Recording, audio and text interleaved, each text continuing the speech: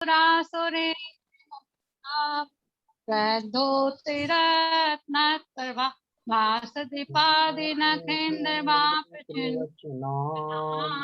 बोधिन्दवास्थानीय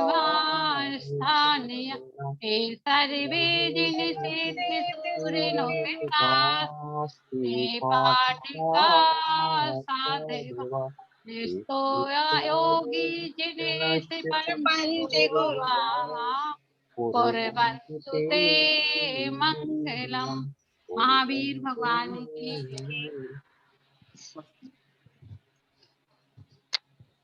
sir next slide.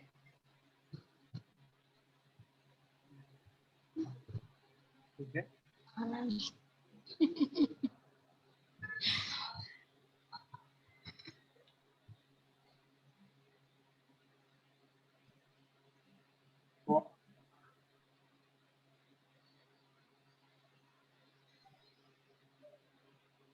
सभी ने अपने अपने आसन का नाम ग्रुप में रखा ही है अपने नाम के साथ, और जो लोग अभी से जुड़े हैं वो अपने अपने आसन का नाम जरूर लिख सकते हैं। रागिनी जी,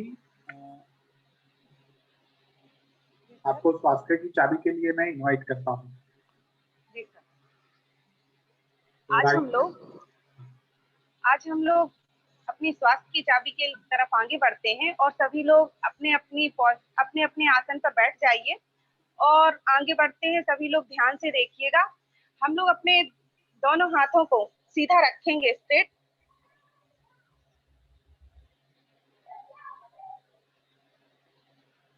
दोनों हाथों को सीधा रखेंगे और ये आसन हमारे मन को एकाग्र करते हैं तथा हमें पॉजिटिविटी की ओर ले जाते हैं।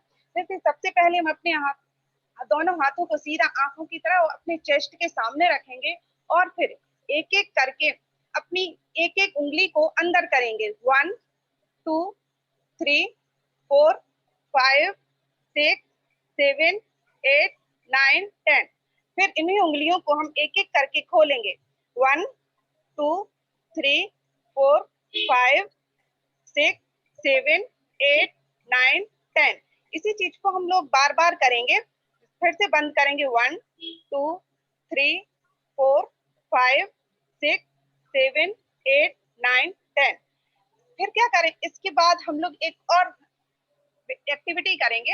हम लोग अपने दोनों हाथों को स्ट्रेट रखेंगे, फिर एक हाथ की मुट्ठी को बंद करेंगे और एक को खोलेंगे। जैसे 1 2 1 2 1 2। सभी लोग इस आसन को करेंगे।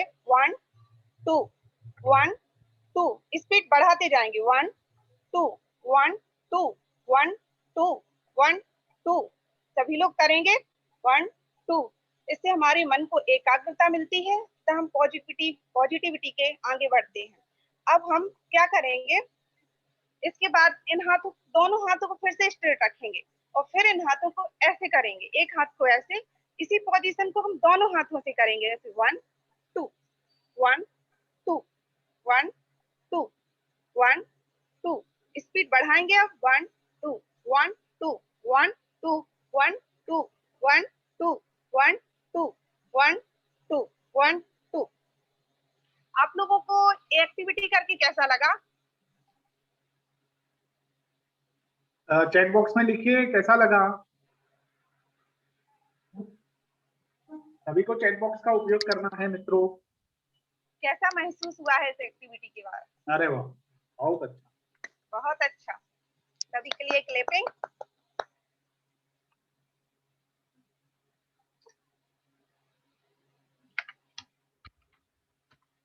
सर आप भी करो।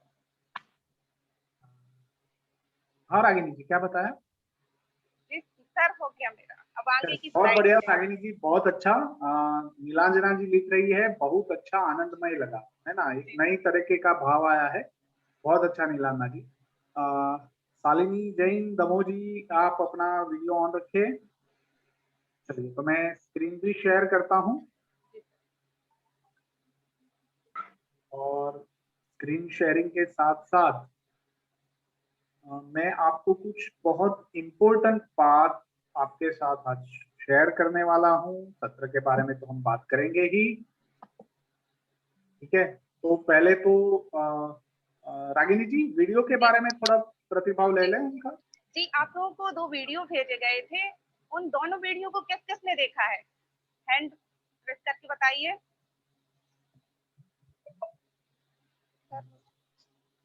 सभी लोगों को अपने हैंड रेज करने हैं या चैट बॉक्स में भी लिख सकते हैं। हाँ चैट बॉक्स में भी लिखा है।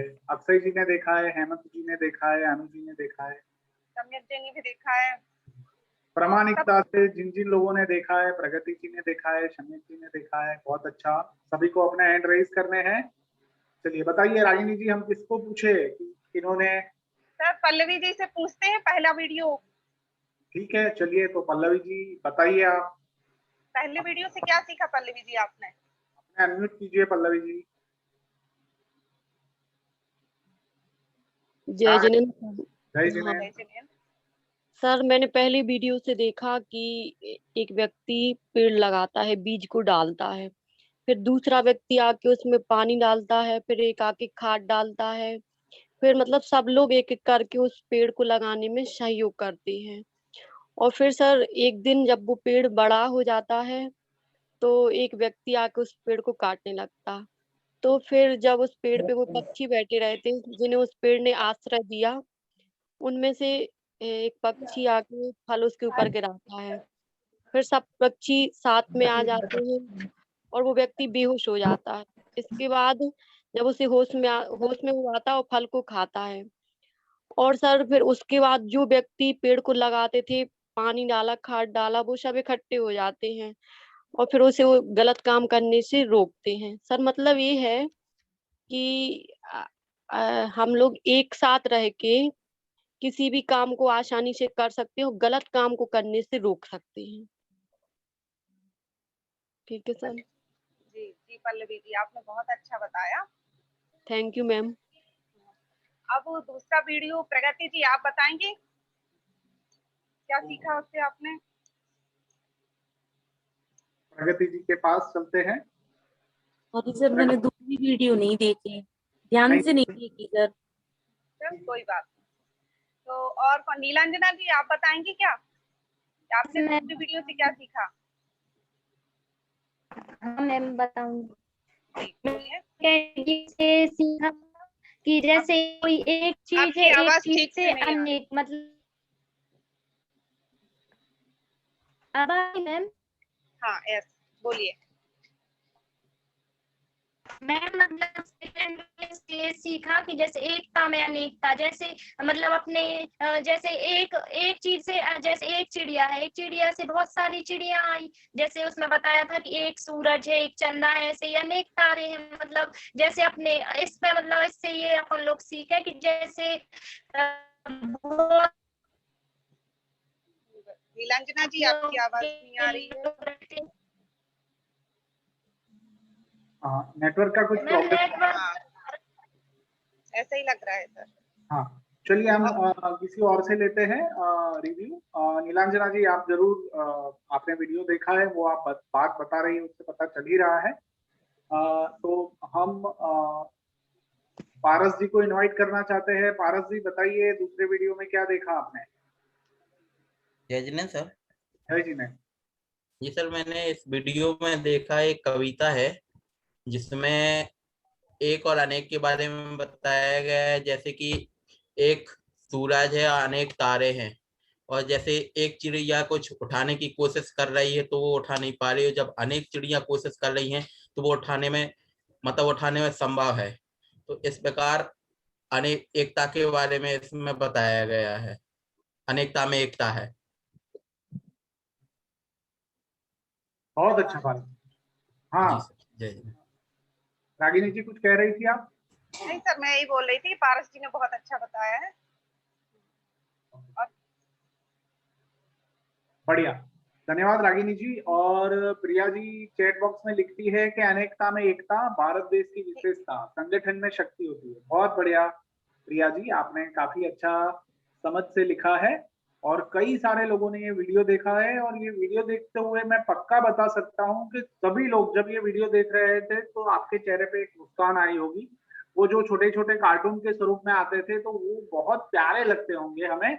और वो खास करके वो जो छोटी दीदी है ना, वो अपने भाई को गाना सुनाती है और फिर वो उसको हिम्मत देती है कि हम सब एक है ना, बन गई हिम्मत, बन गई ताकत।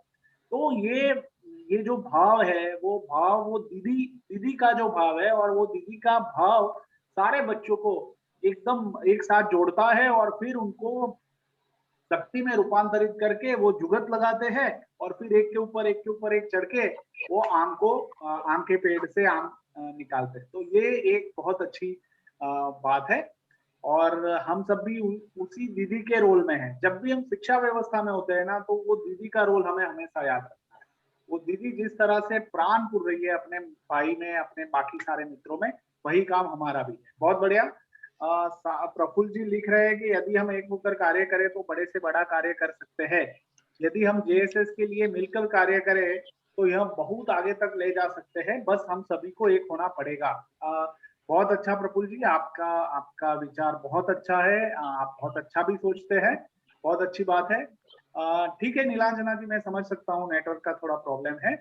हेमंत जी, एकता से सब कुछ हासिल हो सकता है, एकता से हर मंजिल हासिल हो सकती है। अगर हम इसी के बारे में बात करें तो 2011 का वर्ल्ड कप हम देख ले कि 2011 का वर्ल्ड कप में सचिन तेंदुलकर आगे की सारी मैचों में बहुत अच्छे खेले थे, सिर्फ फाइनल में वो खेल नहीं पाए थे, बट सभी का योगदान हर मैच में था और वो पूरा टीम वर्क था, तब जाके हम 2011 का वर्ल्ड कप जीत पाए। तो वो बहुत जरूरी है, एकता बहुत जरूरी है और अपनी क्षमता के अनुसार 100% देना बहुत जरूरी है। चलिए बहुत बढ़िया, आप लोगों ने काफी अच्छे विचार रखे। मैं अपनी स्क्रीन आप लोगों के साथ शेयर कर रहा हूँ और शेयर करने के साथ मुझे कुछ एक इम्पोर्टेंट बात आप लोगों से करनी है। जिन जिन लोगों ने अपने हाथ इस तरह से उठाए वो अपने हाथ अभी लोअर कर दें, है ना। बढ़िया। तो मेरी स्क्रीन शेयर हो गई है आप लोगों के साथ, आप लोगों ने अपनी बात रखी है। मैं बीच में रागिनी जी को भी इनवाइट करूंगा। पूछना तो हम सबको पता है, काफी सारे लोग 7:28 से पहले जुड़ गए थे। माफी चाहता हूँ, मैं आज कुछ कारणवश 7:29 को जुड़ा था। और बाकी जो है, ये आज का सत्र इतना इम्पोर्टेंट है कि सभी को अंत तक रहना है, क्योंकि इससे हमें बहुत सारी बातें जो है, जो हमें बनाती है, जो हमें और बेहतर बनाती है, उसके ऊपर हम बात करने वाले हैं। ठीक है, प्रशिक्षण को बीच में छोड़ना नहीं है और खास ध्यान रखना है। कुछ एक लोग ऐसे मैंने देखे हैं कि वो प्रशिक्षण के पहले समय 5-10 मिनट जुड़ते हैं, फिर आखिर में 5-10 मिनट जुड़ते हैं, तो बाकी का बीच का पूरा जो सत्र होता है वो मिस करते हैं या जानबूझकर करते हैं ना, वो मुझे पता नहीं चल पाता है। बट ये लोग हमारे ध्यान में है, तो हम उसके ऊपर कुछ बातचीत करके कुछ उनके लिए अलग व्यवस्था करने की सोच रहे हैं, तो ये भी हम सबको ध्यान में रखना है। चलिए तो मैं आगे बढ़ता हूँ। हाँ रागिनी, कहना चाहते हैं आप? नहीं सर, बस यही नियम थे। चलिए, तो सबसे अच्छी बात ये लगी मुझे कि हम लोगों ने जो पूर्णा मूवी देखी ना, तो पूर्णा मूवी की जो व्यूज आए हैं वो व्यूज भी काफी बढ़िया है। तो एक व्यक्ति है ना, तो आपका जो भाव है वो भी हम पकड़ पाते हैं। आप सब ने जब मैंने ये देखा, आपके मूवीज के जो रिव्यू पढ़े और मैं देख पाया कि वो मूवी से हम काफी इंस्पायर भी हुए हैं। कुछ लोगों ने कुछ अच्छी अच्छी बातें भी लिखी है, कुछ मैंने दूसरे ग्रुप में से भी ली है, क्योंकि पूर्णा मूवी ने हमारे मन और मस्तिष्क के ऊपर बहुत अच्छा असर किया है, हमारे दिल को उसने छुआ है। और खासकर शिक्षक की भूमिका में जो आचार्य थे, वो जो गवर्नमेंट के अधिकारी थे, उनका जो प्रवीण सर जिनको हम कहते हैं, उनका जो रोल है ना, वो बहुत इफेक्टिव रहा है। और एक शिक्षक क्या कर सकता है उसका एक बिंदु है, और ये कहानी पूरी सच्ची है। आप देख लीजिए कि क्या क्या लिखा है। एक अच्छा और सच्चा दोस्त सबके पास होना चाहिए, कितनी बढ़िया बात है। मतलब तो आपने ऐसा मान लिया कि जीवन का सार कह दिया। किसी ने बताया कि हमें अपनी सूझबूझ से बच्चों को समझना चाहिए, अपने भाई या बहन को आगे बढ़ने में मदद करनी चाहिए। एक सफल नेता वही है जो अपनी पूरी टीम को साथ लेकर चले। पूर्णा अपने सभी साथियों के लिए डर से बनकर उनको पहाड़ चढ़ने में मदद करती थी, वो डरती नहीं थी। एक सच्चा मित्र वही है जो अपने साथी को आगे आने में सिखाए। बच्चों को प्रेरित करते रहना चाहिए, क्या पता एक शिक्षक की कही हुई बात किसी बच्चे की जिंदगी बदल दे। मतलब आप ये ध्यान में रखिए, आप चाहे कोचिंग करवाते हो, चाहे क्लास में बच्चों को पढ़ाते हो, आपको हमेशा ये ध्यान में रखना है कि आपके सामने ढेर सारी पूर्णाएं बैठी है, और ये सारी पूर्णाओं में वो हिम्मत है, वो सपना है जो वो कर सकती है, बस उसको एक मोटिवेशन देने की जरूरत है, एक पुश देने की जरूरत है, और आप ये कार्य हमेशा कर सकते हैं। जब भी थक जाए अपने कार्य से तब याद रखना कि अगर मैं अभी थक गई या थक गया हूँ और अगर पूर्णा को मोटिवेट करना भूल जाऊंगा तो हो सकता है कि एक की जिंदगी थोड़ी पीछे चली जाएगी। ये हमें हमेशा याद रखना है। और पूर्णा एक ऐसे बैकग्राउंड से है कि वहां पे बहुत कठिनाइयां है, बहुत परेशानी है, वो इस प्रकार के घर से, इस प्रकार के परिवेश से आती है कि वहां बहुत रूढ़िचुस्ता है, मतलब ऑर्थोडॉक्स माइंडसेट है, और उसमें बचपन में बच्चों की शादी करवा देना, और फिर उनको पता भी नहीं होता है जिंदगी क्या होती है, तो उस तरह की जिंदगी में से निकल कर वो यहाँ तक पहुंची है। बहुत प्रेरित करने वाली कहानी है। कुछ बड़ा करना है तो उसके लिए थोड़ा अलग सोचना पड़ता है, और हम सबको भी यही बात लागू पड़ती है। हम हमेशा बच्चों को प्रेरणादायक कहानियां सुनानी चाहिए। ये बहुत जरूरी है कि हम अच्छी अच्छी कहानियां, कुछ कुछ वास्तविक कहानियां, कुछ हमारी कल्पनाओं की कहानियां बच्चों को हमेशा सुनाना चाहिए।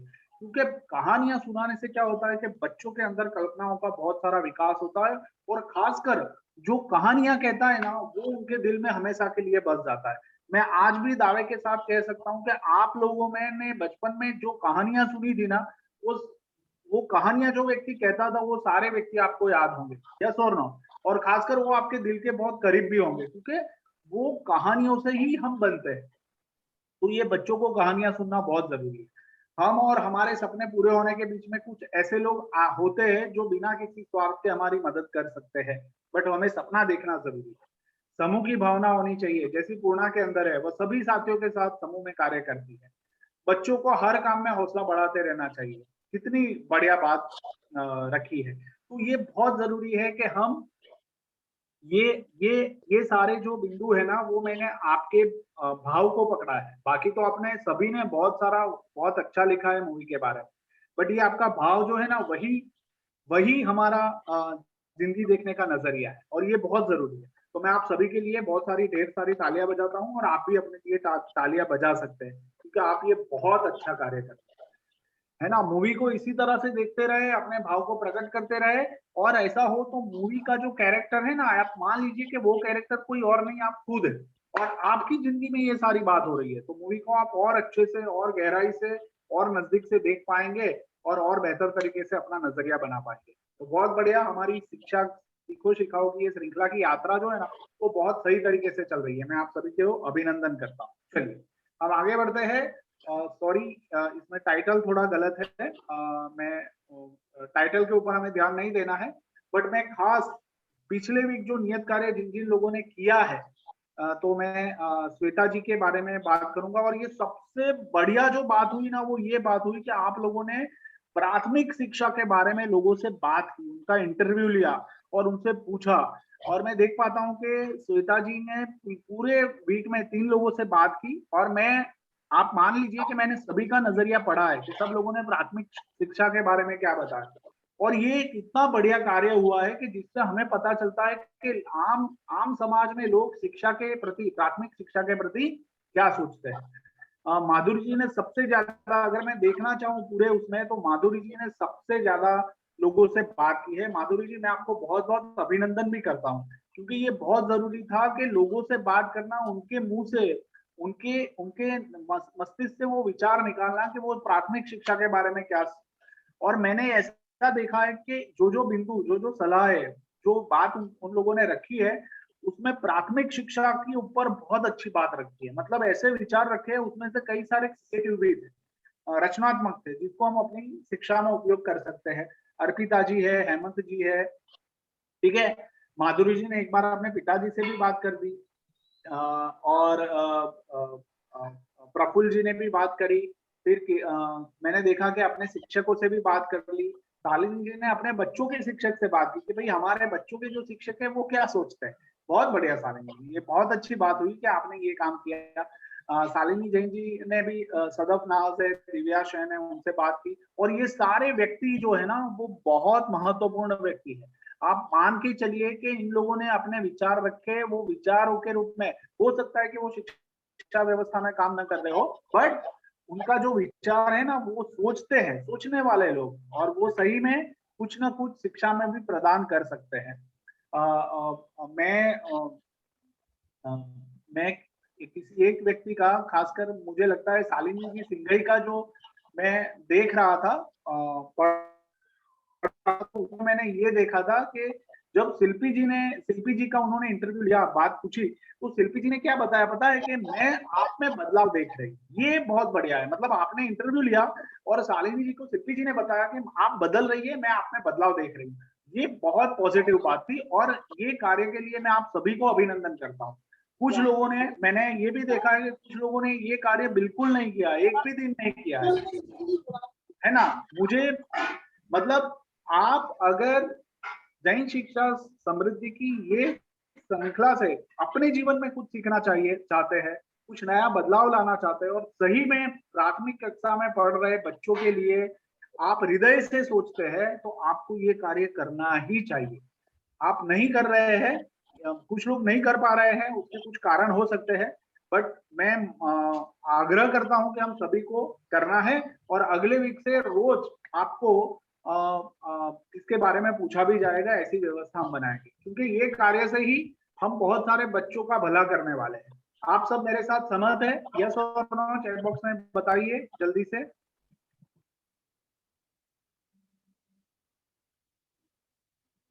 मैं देख पा रहा हूँ कि इसमें पारस जी का नाम ही नहीं है। पारस जी है ना, बहुत अच्छे व्यक्ति है, बट वो इसमें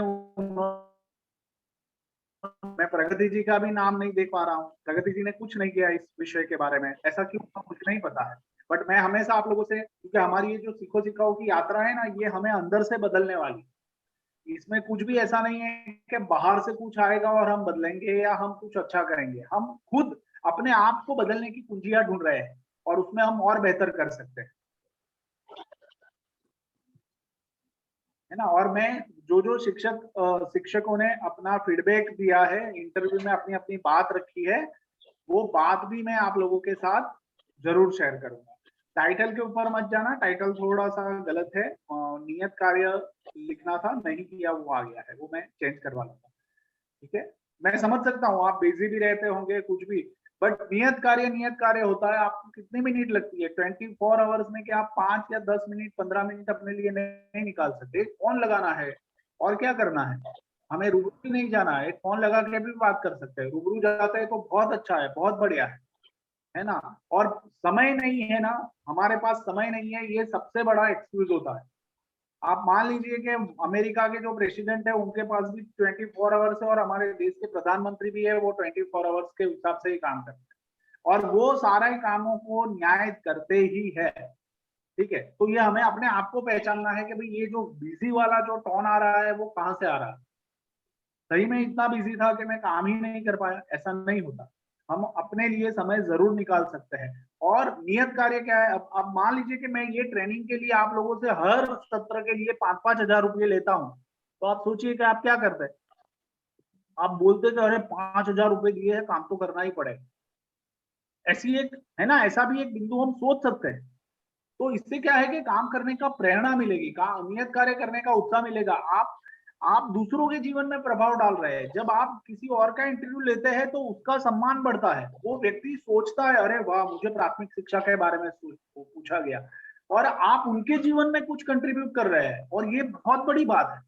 तो आप सभी ने आंसर भी दिया है, मैं देख पा रहा हूँ। तो अगले वीक हम पूरा ये कार्य करेंगे और हर रोज का रोज हम ग्रुप में अपडेट करेंगे।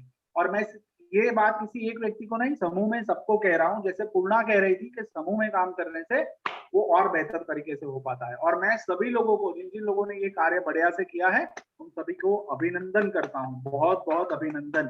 पूनम जी ने बात नहीं कर पाई, उन्होंने ऑडियो रिकॉर्ड करके रखा है कि भाई ऑडियो, मैंने फोन किया और ऑडियो पे उन्होंने क्या बताया तो वो बात बताई है। और इससे क्या होता है कि उस व्यक्ति में भी बदलाव आता है। अभी होता क्या है कि बच्चों के बारे में फीडबैक तो सभी के पास होते हैं, आप समझ रहे हैं। बच्चों के बारे में फीडबैक सभी लोगों के पास होते हैं और सब लोग बच्चों के बारे में सोचते हैं। बट होता क्या है कि बच्चों के बारे में सोचते हुए कभी कोई उनसे पूछता नहीं है। जब पूछा गया तो वो बताने लगते हैं कि प्राथमिक शिक्षा कैसी होनी चाहिए, क्या बच्चों को क्या सिखाना चाहिए, कैसे सिखाना चाहिए। और उसमें कई बात ऐसी होती है कि जो उन्होंने बचपन में नहीं मिली है, उनको नहीं मिली है, तो वो चाहते हैं कि बच्चों को मिले। तो आप उनका भी भला करते हैं जब आप उनसे बात करते हैं, और इससे क्या होता है कि आपकी खुद की पॉजिटिविटी बहुत बढ़ती है, बच्चों को देखने का नजरिया अलग होता है। मैंने ऑक्सीजन में ऑक्सीजन की कमी होती है, उपजन में ऑक्सीजन की वृद्धि होती है। प्रगति जी आप म्यूट कीजिए अपने आप को। हाँ ठीक है। बच्चों को देखने का हमारा नजरिया भी बढ़ता है और हम उनको ज्यादा शिक्षा के रूप में कंट्रीब्यूट कर पाते हैं, और हो सकता है कि हमारी बात से कोई प्रेरित होकर हमारे ग्रुप में जुड़ जाए। जैसे आज रागिनी जी ने बताया कि उनकी जो ननंद है वो जुड़ना चाहती है, तो वो रागिनी जी को देखती है कि रागिनी जी बदल रही है, वो शालिनी जी को देखती है कि शालिनी जी बदल रही है, तो उनको वो बदलाव छूता है, महसूस होता है, इसलिए वो देखती है कि चलो मैं भी इस व्यवस्था में जुड़ के अपने आप को बदल सकती हूँ, कुछ अच्छा काम कर सकती हूँ। तो ये हमारे लिए बहुत अच्छी बात है। हम लोगों की, हम फूलों, जो पौधे हैं ना, वो पौधे को खिलाने का कार्य करते हैं, और बच्चे तो वो पौधे ही होते हैं। तो मैं फिर से आप सभी के लिए एक बार बहुत बहुत अभिनंदन करता हूँ। आप सब लोगों ने जी सर करके सारी अपना एक कमिटमेंट दिया है। अगले वीक हमें पूरा रोज का रोज ये कार्य करना है और नए नए मित्रों को पूछकर प्राथमिक कक्षा के बारे में उनका इंटरव्यू लेना है। अभी आप सब मुझे सिर्फ अंगूठा बताएंगे कि मैं ये अपेक्षा मेरी आप लोगों से सही है या गलत है, जरा बताइए। हम बताइए। चलिए बढ़िया, बहुत अच्छा है ना। अभी भी हैंड रेज नहीं किया है। आयुषी जी आप हमसे नाराज है? तो सर मेरा नेटवर्क प्रॉब्लम हो गया था, तो मैं लेफ्ट हो गई थी सर, क्लास से मैं सुन नहीं पाई सर। हाँ ठीक है, तो आपको ये वीडियो देखना पड़ेगा। बट हमने ये बात की कि हम सबको अपना नियत कार्य नियमित रूप से करना है और प्राथमिक कक्षा के बारे में लोगों के विचार जानने हैं। पल्लवी जी, प्रिया जी, आप लोगों से तो बहुत अपेक्षाएं है। मैं देख पाया कि आपने एक भी दिन काम नहीं किया है, तो नियत कार्य तो बहुत जरूरी है। पता नहीं ऐसा क्यों हुआ, है ना। हम अपने आप को पूछे सवाल, बहुत जरूरी है। चलिए बहुत अच्छा, मैं आगे बढ़ता हूं और आगे मैं अपनी स्क्रीन आप लोगों के साथ शेयर कर रहा हूं और मैं इनवाइट कर रहा हूं रागिनी जी को। रागिनी जी बाकी के नियत कार्य के बारे में आप थोड़ी बात रखें।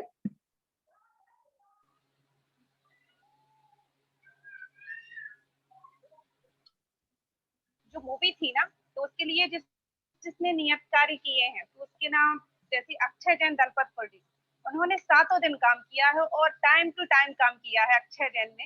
हेमंत जैन बड़ागांव, उनका एक दिन का कार्य शायद रह गया आज का ही, उन्होंने भी नियत कार्य अच्छी तरह से किया है। अर्पिता जैन साहेगढ़, इन्होंने भी अपना नियत कार्य 3 दिन किया है, कि शायद इनके एग्जाम थे इसकी वजह से ये नियत कार्य नहीं कर पाई। माधुरी जैन साहेगढ़, इन्होंने अपना काम नियत कार्य 6 दिन किया है, 6 दिन इन्होंने अपना नियत कार्य पूर्ण रूप से किया है। शिल्पा जैन देवरी ने भी अपना नियत कार्य 3 दिन किया है, और दिन पता नहीं शिल्पा जी आपको टाइम नहीं मिला कि क्या नहीं हुआ, लेकिन हाँ नियत कार्य आप जरूर कीजिए। शालिनी जैन सिघई, इन्होंने अपना काम 5 दिन किया है, 2 दिन का इनका रह गया है, तो शालिनी जी आप भी अपना नियत कार्य डेली रूटीन में लाइए। आयुषी जैन सागर, इन्होंने अपना नियत कार्य 2 दिन किया है, तो आयुषी जी हम आपसे अपेक्षा रखेंगे कि आप अपना नियत कार्य डेली करेंगी। शालिनी जैन दमोह, इन्होंने अपना नियत कार्य 6 दिन किया है, तो शालिनी जी के लिए बहुत बहुत धन्यवाद। नीलांजना, हाँ, यानी मैं ये सभी शिक्षकों को कहना चाहता हूँ कि रागिनी जी सबका नियत कार्य रोज का रोज देख रही है, रोज का रोज पढ़ रही है, वो उसमें जो अच्छा है वो अच्छी बातों को भी नोट कर रही है, और जो लोग नियत रूप से नियत कार्य करते हैं उनका वो अलग से लिस्ट बनाती है। आप सभी अपने नाम के साथ देख सकते हैं कि आपने कितने दिन नियत कार्य किया है और कितने दिन नहीं किया। जो लोग नियत कार्य कर रहे हैं आप उनको देखोगे तो आप उनकी बातों से और उनकी जो प्रेजेंटेशन है उसमें आप फर्क पाओगे। क्यों? क्योंकि वो कॉन्फिडेंस उसमें दिखता है, वो बात करने का तरीका उसमें दिखता है, वो ग्लो उसमें दिखता है। तो ये हमें समझना है कि नियत कार्य क्या है, वो एक दवा है, मेडिसिन है जो हमें अंदर से बदल रही है। तो वो मेडिसिन को हमें रोज लेना है ना।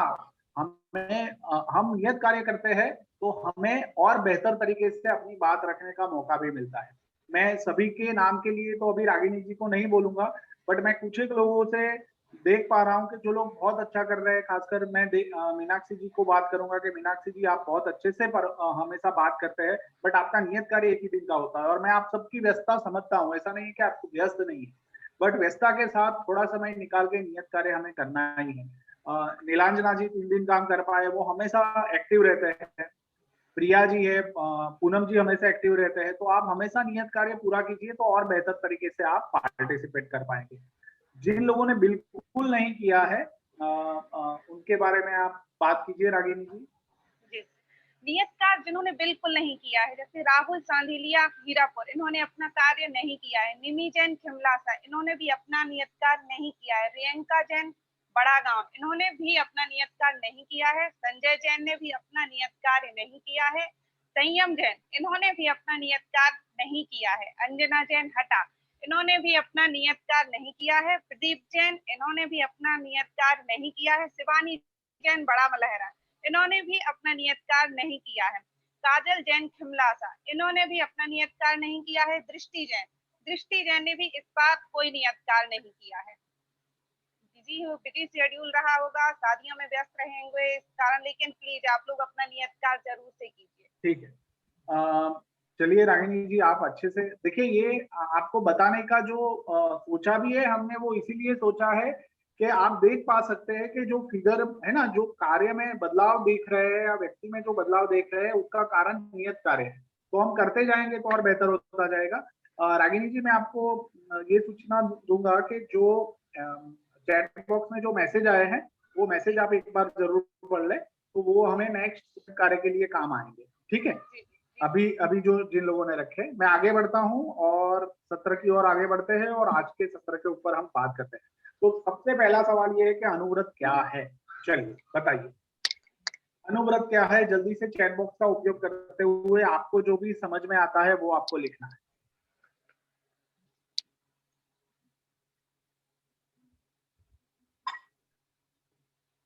जो भी समझ है अनुव्रत क्या हो सकता है, क्योंकि आज का हमारा सत्र है अनुव्रत ही सही व्रत। एक छोटे छोटे नियम, ओके, एक छोटा सा नियम, ओके, प्रिया जी लिख रही है छोटे छोटे नियम, ओके।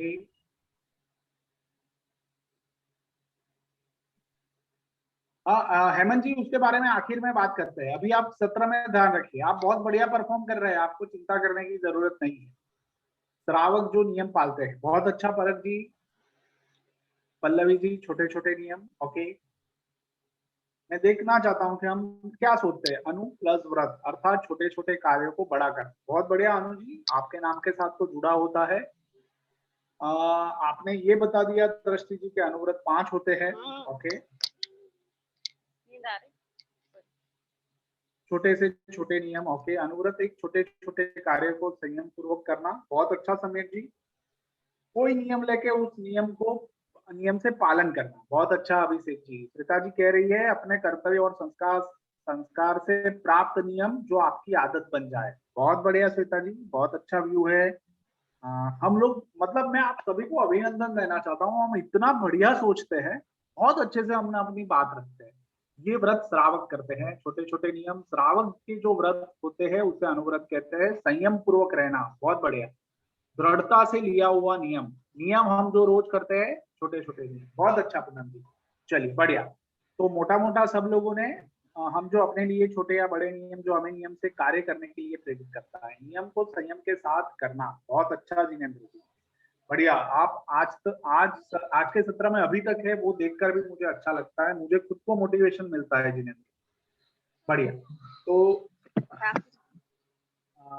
हम बढ़ते हैं आगे और मोटा मोटा आप सब लोगों ने सही कहा है। हम देख लेते हैं कि अनुव्रत है ना, तो ये चित्र से भी तो आप लोगों को कुछ समझ में आया होगा ना, ये चित्र क्या कहता है। और आप लोगों ने बताया है कि अनुव्रत का अर्थ है लघु व्रत, छोटे छोटे नियम मतलब लघु व्रत। और अनु का अर्थ है छोटा और व्रत का अर्थ है संस्कार, है ना। और आप सभी ने जो व्याख्यायित किया है, जो बात कही है, अनुव्रत की शाब्दिक परिभाषा इतनी है पर इसकी भावना व्यापक है। मतलब रोज एक छोटा सा कार्य रोज करते हैं तो वो आगे जाके बहुत बड़ा कार्य बनता है। उसके अनुसार किसी छोटे से छोटे प्राणी से भी अनावश्यक हिंसा न की जाए। ये संदर्भ है जिसके ऊपर हम बात कर रहे हैं। ये हर एक छोटी बात जो है ना, हम ये देख सकते हैं कि बूंद बूंद से सागर बनता है, कण कण से मिट्टी बनती है। तो बूंद बूंद रोज मिलती रहे तो वो एक दिन सागर जरूर बनती है। और कण कण मिलता है तो मिट्टी बनता है, घर बनता है, बड़ा महल बनता है। ठीक है। और इसी तरह हम सब भी, अगर हम अपने जीवन की बात करें तो हम सब अणुओं का एक गट्ठा है। हमारा जो शरीर है वो भी अणु के स्वरूप में है, और वो मिला है तो एक पूरा शरीर बना। तो इसी तरह ये जो लघु व्रत होते हैं, वो लघु व्रत हमें और हमारे जीवन को बहुत बढ़िया से तैयार करते हैं, हमें जीवन का एक नया परिप्रेक्ष्य देते हैं, एक नई दृष्टि देते हैं। तो इसीलिए आज हमने अनुव्रत ही सही व्रत रखा है। और उसमें मैं ये भी देख पा रहा हूँ कि रोज सुबह हम देख पा रहे हैं कि हमारे ग्रुप में रोज सुबह कुछ लोग रेगुलरली, आज मेरा योग पूरा हुआ, आज मेरा भ्रामरी प्राणायाम पूरा हुआ, आज मेरा घूमना पूरा हुआ। रोज का ये छोटा छोटा कार्य आप देख सकते हैं कि 1 वीक किया, 15 दिन किया, 1 महीने किया, और आने वाले समय में 5 साल 10 साल बाद वो आपको हेल्थ के स्वरूप में, अपने बेहतर स्वास्थ्य के स्वरूप में जवाब देगा। तो ये बहुत अच्छी बात है। तो हम ऐसे बहुत सारे कार्य नियमित रूप से करते हैं, बट इसको हमें सभानता से करना है। इसीलिए आज ये सत्र को हमने पसंद किया है आप सभी के लिए। चलिए, तो दूसरा है कि क्या समझ में आ रहा है इससे, चित्र से क्या समझ में आ रहा है? जल्दी से चैट बॉक्स में लिखे।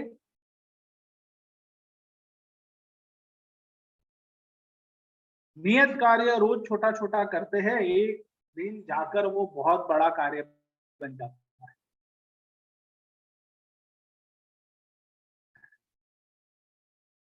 तो अनुव्रत को ही हम समझते हैं, पर अभी मैंने जो चित्र दिखाया उससे क्या समझ में आ रहा है आपको, ये बताना है। हाँ शालिनी, पेड़ों से ही पृथ्वी में जीवन और सुंदरता है। बहुत अच्छा शालिनी जी। और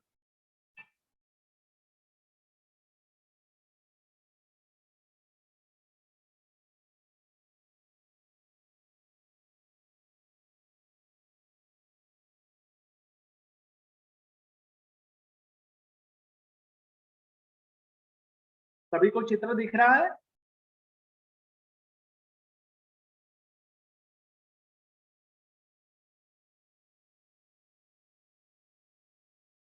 जहां वृक्ष है वहां पृथ्वी की सुंदरता है। बहुत बढ़िया।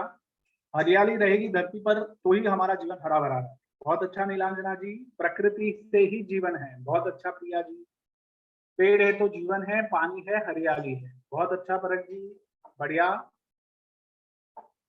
तो ये बात आपको किसी ने सिखाई नहीं है, ये आपने वहां गांव में रहकर महसूस की है ना।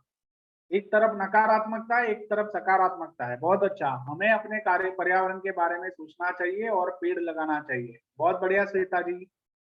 वृक्ष होने से पृथ्वी की सुंदरता और हमारा जीवन है। बहुत बढ़िया प्रफुल्ल जी। प्रकृति की अद्भुत सुंदरता, अभिषेक जी। ओके। और जैसा हम बोएंगे हम वैसा ही पाएंगे, ये प्रकृति हमें सिखाती है। सम्यक जी, बहुत अच्छा, बहुत बढ़िया। हम चाहे तो वृक्ष का हरा भरा बना सकते हैं। हाँ पारस जी, हिंदी में लिखने की कोशिश कीजिए। हम भी अनुव्रत से जीवन हरा भरा कर सकते हैं। बहुत अच्छा अर्पिता जी, बढ़िया है ना। तो अनुव्रत क्या है, तो वो आप जिस तरह से आप ये सारी बात रख रहे हैं उसका मतलब क्या है कि हमें अपने आप को कुछ एक आचारों में, कुछ एक संस्कारों में स्थिर करना है, नियमित करना है।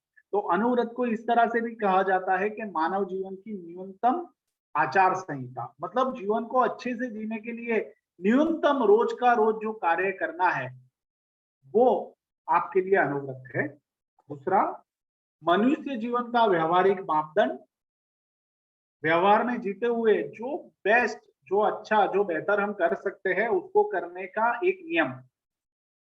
सबसे बड़ी बात, अनुव्रत हृदय परिवर्तन का सिद्धांत। जैसे आप सभी ने अभी चैट बॉक्स में लिखा है कि हम अनुव्रत जीवन का ऑक्सीजन है। अब देखो ये कितनी बड़ी बात है ना। ये ऑक्सीजन है। जिनेंद्र जी जो लिख रहे हैं बहुत बढ़िया। ठीक है पारस जी, मैं समझ सकता हूँ।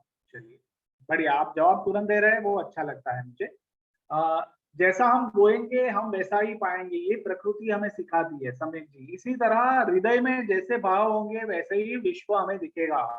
तो हृदय का भाव ही हमारे लिए बहुत महत्वपूर्ण है और इसीलिए हमें उसको नियमित रूप से देखना होता है और अच्छे अच्छे कार्य करते रहने पड़ते हैं ताकि हृदय का जो पवित्र भाव है वो बना रहे।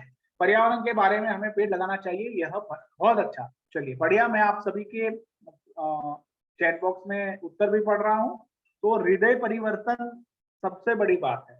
महात्मा गांधी जी जो थे ना, वो किसी के ऊपर शस्त्र के साथ शस्त्र उठाने की बात उन्होंने कभी नहीं की। उन्होंने सिर्फ हृदय केलवनी के लिए बात की कि सामने वाले इंसान के हृदय में ऐसे भाव जगा कर मैं उसको कैसे बदलने के लिए प्रेरित कर सकता हूँ।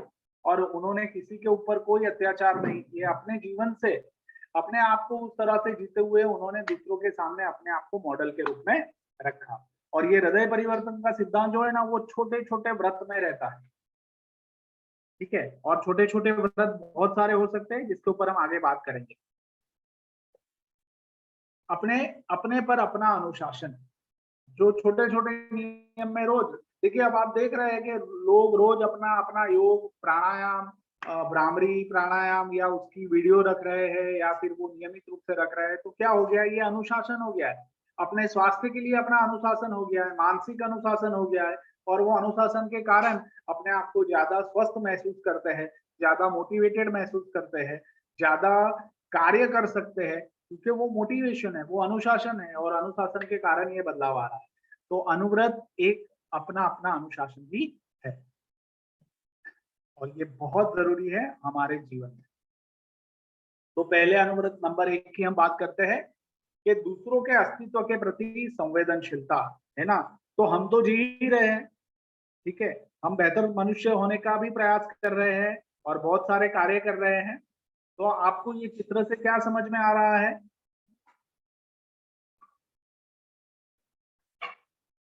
क्या समझ में आ रहा है ये चित्र से?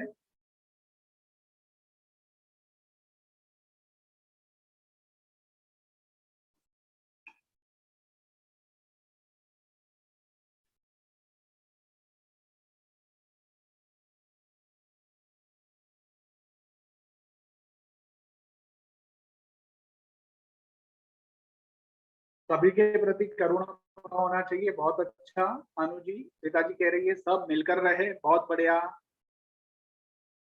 बहुत अच्छा।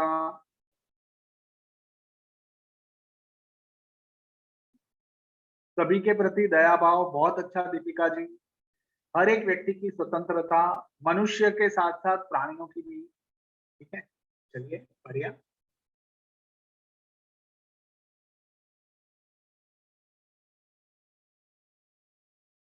वसुदेव कुटुंबकम, पृथ्वी सभी का घर है और सब मिलकर रह सकते हैं।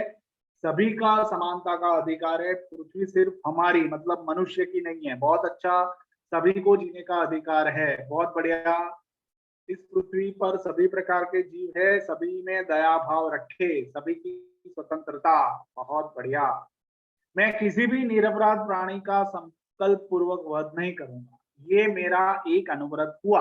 अनुव्रत का जो भाव है कि संकल्प पूर्वक मैं किसी भी प्राणी का वध नहीं करूंगा। ठीक है, चलिए फिर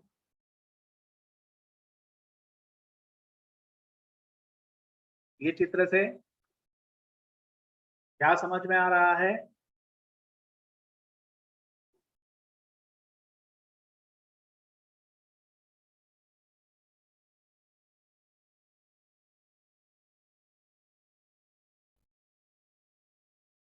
पारिस्थितिकी का तंत्र, ओके। अगर पृथ्वी हरी रहेगी तो जीव जंतु भी स्वतंत्रता से निर्भय होकर रह सकेंगे। बरोबर है वो चित्र के बारे में। जो दूसरा चित्र भेजा है उसमें क्या समझ में आ रहा है? एक व्यक्ति बैठा है और वो व्यक्ति कैसा दिख रहा है और क्या महसूस कर रहा है? सभी की सहायता करें, एक से अनेक, ओके। और थोड़ा कोशिश कीजिए, दूसरे पहलू से क्या देख पा सकते हैं इसको हम?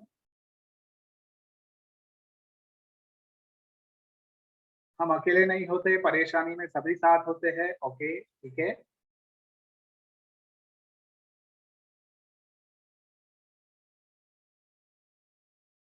तो हम सब तुम्हारे साथ है। बहुत अच्छा दीपिका जी, बढ़िया। हमें सभी जरूरतमंदों की सहायता करनी चाहिए। ओके सालिना जी, बढ़िया, बहुत अच्छा।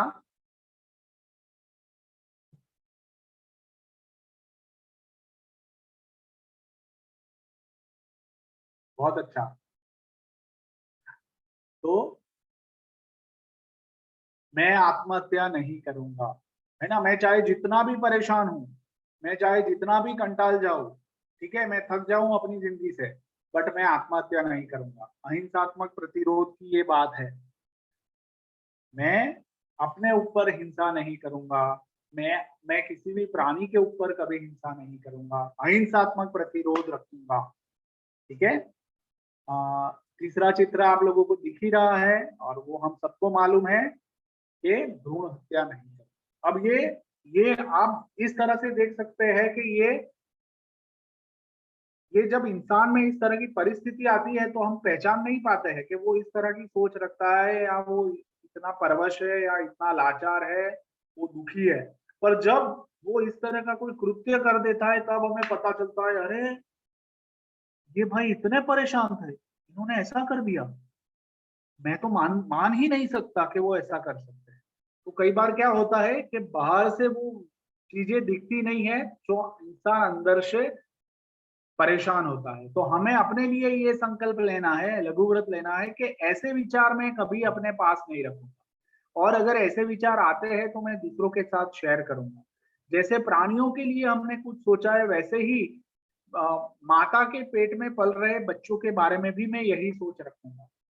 मैं कभी भ्रूण हत्या नहीं करूंगा और किसी को करने के लिए भी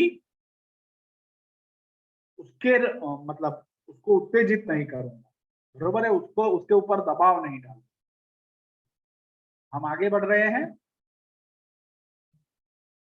तो अहिंसात्मक प्रतिरोध के बारे में बात कर सकते हैं कि क्या दिख रहा है।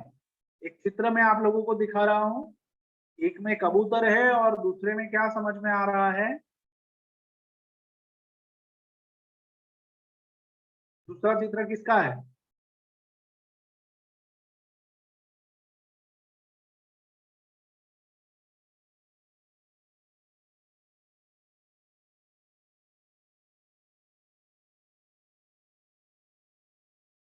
बम, ठीक है साबिन जी, परछाई। हाँ, अपने आप को हमें हमेशा देखना है। हाँ, और आप सालिन जी आपने सही बताया, ये बम है। और आप अभी देख पा रहे हैं, अगर आपको न्यूज और समाचार मिलते होंगे तो विश्व में कुछ भागों में बहुत सारा हथियारों का प्रयोग हो रहा है और लोग रोज के रोज बहुत सारे लोगों की मृत्यु हो रही है। तो अहिंसात्मक प्रतिरोध में मैं अपनी बात रखूंगा। अगर बड़ी बात करते हैं तो हम कहेंगे कि मैं आक्रमण नहीं करूंगा। मेरा स्वभाव जो अगर आक्रामक स्वरूप का है तो मैं उसको बदलने का प्रयास करूंगा। आक्रमण करना मतलब क्या, अपनी दावेदारी को बताना कि मैं ही सर्वश्रेष्ठ हूँ, मैं जो करता हूँ, मैं जो मानता हूँ वही तुम्हें मानना पड़ेगा, ठीक है। तो पहला ये व्रत हमारे लिए। दूसरा, आक्रामक नीति का समर्थन नहीं करूंगा। जो लोग हिंसा में विश्वास रखते हैं उसका मैं समर्थन नहीं करूंगा, और मानव जीवन के मूल्यों को मैं मानूंगा और उसको प्रस्थापित करने की कोशिश करूंगा। तीसरा है, विश्व शांति तथा निशस्त्रीकरण के लिए प्रयत्न करूंगा, ठीक है। तो ये भी इतना ही जरूरी है कि विश्व शांति मेरे घर से ही शुरुआत होगी। मैं शांत रहूंगा, मैं किसी भी तरह का आक्रामक व्यवहार दूसरों के प्रति नहीं रखूंगा, और सारी बातों का बातचीत के द्वारा, संवाद के द्वारा समाधान स्थापित करूंगा। अगर ये प्रयास मैं करता हूं तो विश्व शांति मेरे घर से आगे बढ़ने लगती है। तो हम बाहर जाके कोई शांति नहीं फैला सकते। हम अपने अंदर छोटे छोटे लघु व्रत, छोटे छोटे नियमों के अनुसार कि मैं गुस्सा नहीं करूंगा, ठीक है, मैं कोई भी परिस्थिति हो जाए, उत्तेजित पर कराने वाली परिस्थिति हो जाए तो भी मैं शांत रहूंगा, शांति से अपनी बात रखूंगा। इसको कहते हैं अपनी खुद की शांति। तो अहिंसात्मक प्रतिरोध में हम ये तीन बातों की बात करते हैं: आक्रमण नहीं, आक्रामक नीति का समर्थन नहीं, और विश्व शांति और निशस्त्रीकरण के लिए प्रयत्न। तीसरी बात है मानवीय एकता। ठीक है, तो मानवीय एकता है ना, मतलब जैसे हमने 2 वीडियो देखे तो हमने वही देखा कि चाहे हम अलग अलग समाज के हो सकते हैं, बट अगर धरती को हरा भरा रखना है तो सबको पेड़ उगाने पड़ेंगे, सबको पेड़ पौधे लगाने पड़ेंगे, उसको पानी पिलाना पड़ेगा और रोज पिलाना पड़ेगा। और है ना, जब तक वो बड़ा अपने में सक्षम नहीं हो जाता, अपने खुद से ही पानी नहीं बना लेता, अपने खुद से ही फोटोसिंथेसिस मतलब सूर्य प्रकाश की जो प्रक्रिया है वो कर नहीं लेता, तब तक हमें उसको बल देना पड़ेगा, पानी देते रहना पड़ेगा। तो मानवीय एकता में भी ऐसा ही है कि मैं उसमें विश्वास रखूंगा। ठीक है, जाति रंग आदि के आधार पर किसी को ऊंच नीच नहीं मानूंगा। हम देख रहे हैं कि हमारे देश में इसके कारण आजादी के बाद से भी कितनी सारी परेशानियां चल रही है, और आज भी हमें बहुत सारे बहरूपिये लोग ऐसे हैं कि हमें बहका रहे हैं, भड़का रहे हैं और हमें अलग अलग बांटकर देखना सिखाते हैं। तो ये भी हमें देखना है कि भाई चश्मा मेरा रहेगा कि चश्मा मैं किसी और का पहन के दुनिया को देखूंगा, तो ये हमें समझना है। और जाति रंग आदि के आधार के ऊपर ज्यादा परफॉर्मेंस के आधार के ऊपर हम लोगों का मूल्यांकन करना सीखे तो हम विश्व शांति के लिए और मानवीय एकता के लिए आगे बढ़ सकते हैं। हम जब तक परफॉर्मेंस नहीं देखते और जाति रंग आदि देखते हैं ना, तो हम कार्य चाहे कितना भी अच्छा क्यों ना हुआ हो, बट वो कलर के कारण, वो नजरिए के कारण हम अच्छा नहीं देख पाते हैं। तो ये एक बात को हमें सोचना है। और हम क्लास में जब बच्चों को पढ़ाते हैं तो वो भी देखना है कि सारे समाज के बच्चे आते हैं। ठीक है, वो इंसान के रूप में उस समाज में, उस वर्ग में पैदा हुआ है, और तो इसका मतलब ये नहीं है कि वो शिक्षा लेने का अधिकार नहीं है या उसको मानव कहलाने का अधिकार नहीं है। एक शिक्षक के रूप में हमें क्लास में ऐसा माहौल बनाना है कि ताकि सभी का कंट्रीब्यूशन हो। और यूनिफॉर्म हम इसीलिए पहनते हैं, यूनिफॉर्म पहनने की बात ही ऐसी इसलिए है कि हमें हमेशा ध्यान में रखना है और बच्चों को भी इसी तरह से आगे बढ़ाने के लिए प्रोत्साहित करना है। अस्पृश्यता नहीं मानेंगे। ठीक है, पहला एक समय था, कार्य अलग थे, उसके कारण हम थोड़ा इस तरह से सोचते हैं। अभी व्यवस्थाएं और बेहतर बन गई है, साधन भी बहुत सारे, संसाधन भी बहुत सारे आ गए हैं, काम करने के तरीके भी बदल गए हैं। तो ये भी भाव हमें अपने मन से निकालना है, सभी को एक तरह से रखना है। ये अनुव्रत नंबर 3 की बात है। चलिए, अच्छा, मैं आप लोगों से पूछना चाहता हूँ कि सभी लोग मेरे साथ हैं, समझ में आ रहा है जो बात हम रख रहे हैं? हाँ, सभी को अपने अपने वीडियो भी ऑन रखना है। आप मुझे अपना दर्शन जरूर करवाएं। मैं देखता हूँ कुछ लोगों का दर्शन कर पा रहा हूँ, कुछ लोगों का नहीं कर पा रहा हूँ।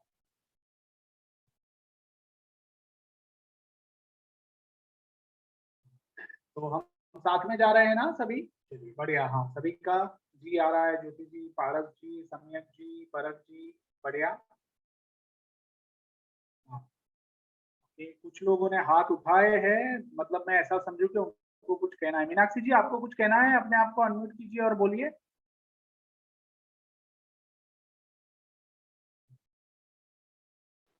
हाँ नहीं सर, सेशन अच्छा लग रहा है मुझे। और हाँ, और मुझे एक आपके छोटा हाँ हेलो। बोलिए। हाँ, अब आ रही है। नहीं, सेशन अच्छा लग रहा है सर, ये जो आप एकता के बारे में बता रहे हैं देश की, तो मुझे थोड़ा सा आप अन्यथा मत लीजिए कि जैसे अपन जैन समाज से इंक्लूड मतलब सभी अपन ये चीज बहुत अच्छे से समझते हैं। कई बार क्या होता है, अपन अदर किसी को समझाते हैं, उनको मतलब अपन को कुछ भी हो रहा है, कहीं लड़ाई झगड़ा या कुछ भी, अपन को लड़ाई नहीं करना है, शांति से उस चीज को समझाना है। अरे लड़ाई क्यों नहीं करना है, यदि उसने बोला तो हमें बोलना है। मतलब वो कई जगह ऐसा लगता है कि जो शांति वाली चीज है अपन अपन तक ही क्यों सीमित है, मतलब दूसरे क्यों उस चीज को नहीं अपनाते हैं। हाँ, तो देखिए, हाँ, आप पूरी बात कर लीजिए। नहीं, बस थोड़ा सा ये लग रहा था जैसे अपन समाज एकता और सब कुछ अपन को वो चीजें बहुत अच्छे से समझ में आ रही, दूसरों की बातें भी अपन समझते हैं, बट यदि अदर को समझाते हैं कि यहाँ अपन को शांति से समझाना है, इस चीज में जल्दी से बात खत्म भी हो सकती है, बात नहीं बढ़ेगी, नहीं उसने हमसे बोला है तो हम बोलेंगे बराबर, उसने जितना बोला उससे डबल करके बोलेंगे, ये चीज तो वो थोड़ा सा। हाँ, मैं समझ सकता हूँ। आप देखिए, हमें ये बातों को मानना पड़ेगा कि हम सबकी जो परवरिश होती है ना, वो अलग अलग होती है। ठीक है। और परवरिश के द्वारा अलग अलग मान्यताएं भी हमारे अंदर भरी जाती है, और हम सबकी प्रकृति भी अलग अलग होती है। जब तक समझन का, हमारी समझ का एक लेवल नहीं बनता है, तब तक ये भाव रहते ही है। और कई बार क्या होता है कि कुछ लोगों की मान्यता इतनी दृढ़ होती है कि वो अपनी जिंदगी के अंत तक वो नहीं बदल पाते हैं। आप देख सकते हैं कि देश का जो विभाजन हुआ उसमें भी कुछ लोगों की मान्यता इतनी दृढ़ थी जिसके कारण ये हो पाया। ये हमें समझना पड़ेगा। बट वो समाधान नहीं था, आज भी वो देश दुखी है। और आप देख पाते हैं कि जब भी हम आक्रामक रूप से अपना रवैया रखने की बात करते हैं, तो कुछ पल के लिए वो जीत हासिल हो सकती है, कुछ समय के लिए वो जीत हासिल हो सकती है, वो समझ में आता है। बट लंबे समय के लिए उसमें एक अशांति का ही भाव रहता है, और वो कभी भी समाधान का कारण नहीं बनता है।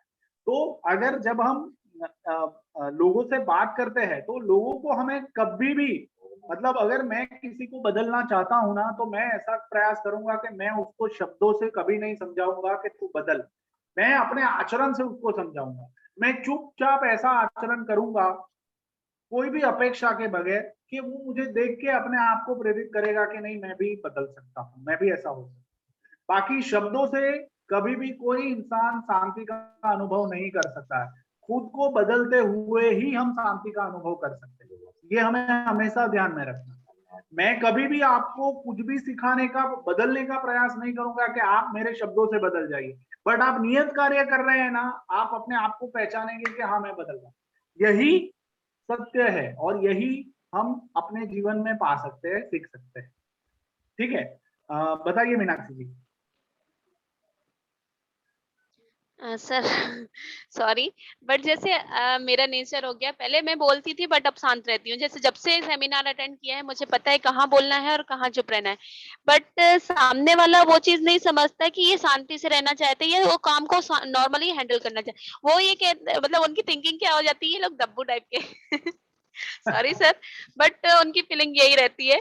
मुझे नहीं फर्क पड़ता इस चीज से अब, पहले पड़ता था बट अब नहीं पड़ता जब से सेमिनार अटेंड किया है सर। तो मुझे लगता है कि मुझे अपना चलिए, काम करना है बस। बहुत अच्छा, मुझे बहुत अच्छा लगा आपका ये फीडबैक सुनकर। और मैं अभी जैसे मीनाक्षी जी ने अपनी ये बात रखी ना, तो मुझे थोड़ा ऐसा होता है, क्यों ना हम सब लोगों के मन में भी बहुत सारे प्रश्न होंगे, एक एक पूरा सत्र सिर्फ हमारे प्रश्नों का ही रखे। क्या विचार है आप लोगों के, जरा चैट बॉक्स में रखिए। हर बार क्या होता है कि एक सत्र में मैं बोलता हूँ और बाकी सत्र में आप बोलते हैं, उसमें भी आपको थोड़े मर्यादित समय में ही बोलना होता है, तो बहुत सारी बातें आप नहीं रख पाते। तो जरा बताइए कि हमारे प्रश्नों के एक सत्र हो जाए जिसमें हम अपने मन की बात खुले रूप से रख सके, चर्चा कर सके। तो आप क्या तैयार हैं, जैसे आज मीनाक्षी जी ने बताया वैसे? तो फिर हम ऊपर भी बात करेंगे। नीरज जी बरोबर है? जी, ठीक है ना? होना चाहिए।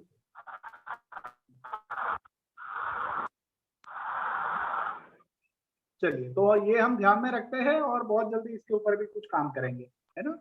हमने आप सबके जवाब ले लिए और बहुत अच्छी बात बताई। मैं आपको अभिनंदन करता हूँ मीनाक्षी जी। ये सिर्फ आपकी बात नहीं थी, ऐसे बहुत सारे लोग ऐसा अनुभव करते ही होंगे और बहुत अच्छा लगता है। देखो, ये इस तरह के बिंदु जब हम सत्र में रखते हैं तो इंटरेस्टिंग भी बनता है, लोगों को भी अपना एक योगदान देने का मन करता है। बहुत अच्छी बात है। अभी चौथे व्रत के ऊपर हम बात करते हैं, वो है सांप्रदायिक सद्भाव, है ना? तो हमने मानवीय एकता के बारे में भी बात कर ली, अब देखते हैं सांप्रदायिक सद्भाव, है ना? तो सांप्रदायिक, हम ऐसा कहते हैं कि भाई भारत जो है वो बिन सांप्रदायिक है ना? बट फिर भी हम क्या करते हैं कि कई बार ऐसा हम देख पा रहे हैं कि संप्रदायों में बंटकर हम इतने अलग अलग हो गए हैं कि हम एक दूसरे का अस्तित्व भी स्वीकार नहीं कर पाते। मतलब ऐसा ही कुछ लोग मानते हैं कि भाई हम ही सब कुछ है, बाकी दुनिया में कुछ नहीं है। तो ये समझना भी बहुत जरूरी है कि सांप्रदायिक सद्भाव मतलब क्या है, हम अपने जीवन में किस तरह से देख सकते हैं।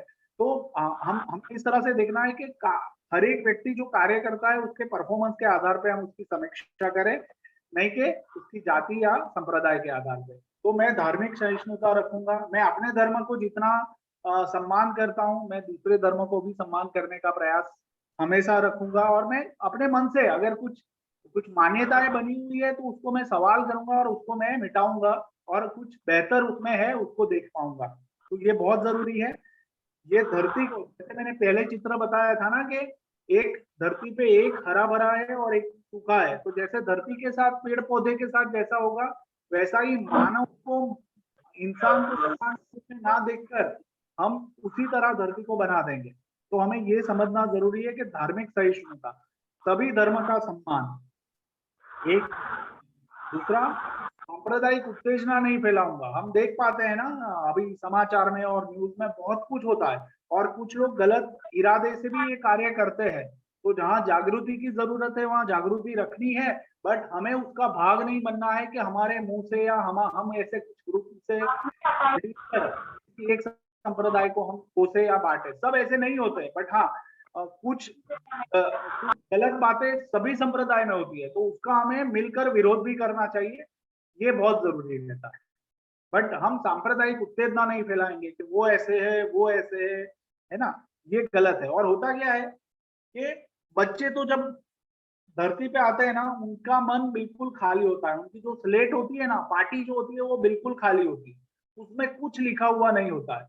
बट वो अपने परिवार में जिस तरह से बात होती है, स्कूल में जिस तरह से बात होती है, जहाँ रहते हैं मोहल्ले शेरी, उसमें जिस तरह से बात होती है, वो लोगों को देखते हैं और लोगों को देखकर वो सारी चीजें अपने मन में ऐसे चिपकाते हैं और फिर वो ऐसा मानने लगते हैं, हाँ वो मतलब वैसा, वो मतलब वैसा। बाकी बच्चों को नहीं पता होता है। तो हम जब क्लास में बात करें तो ये पॉइंट ऑफ व्यू से भी हमें देखना है।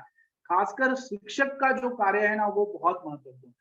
उसमें ये अनुव्रत जो है ना वो बहुत जबरदस्त कार्य कर सकते हैं और बच्चों के हृदय को बहुत अच्छे से वो खिला सकते हैं, और खुद भी शिक्षक बहुत अच्छा एक रोल मॉडल के रूप में कार्य कर सकता है। चलिए तो मैं आगे बढ़ता हूँ।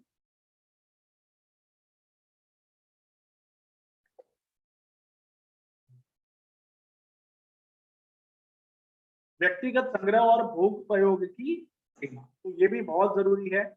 अभी हम ज्यादातर लोगों को हम पूछते हैं, तो अभी जिस तरह से युवाओं में जिस तरह से अभी का एक क्रेज चला है, और हमें हमारी शिक्षा व्यवस्था में भी ऐसा ही है कि भाई हमें ये सिखाया गया है कि पूरा विश्व जो है वो एक बाजार है। तो अब पूरे विश्व को जब हम बाजार मानते हैं तो हर जगह हम धंधे की बात करते हैं, पैसे कमाने की बात करते हैं, और पैसा कमाना वो तो जरूरी है और करना ही चाहिए, जिससे हम इंडिपेंडेंट हो जाए, आर्थिक रूप से स्वनिर्भर हो सके और अपनी जिंदगी को, अपने सुविधाओं को अच्छे से ले सके और उसको अच्छे से जी सके। पर सुविधाओं के साथ साथ सिर्फ कमाने के लिए ही जीना है, ये अगर माइंडसेट हो गया तो ये गलत है। और इस अनुव्रत में वही बात की गई है कि हमें अपने ऊपर अनुशासन रखना है। ठीक है, धन मिलेगा, जितना कार्य करेंगे उसके हिसाब से धन भी मिलेगा, बट वो हमारा लक्ष्य नहीं होना चाहिए।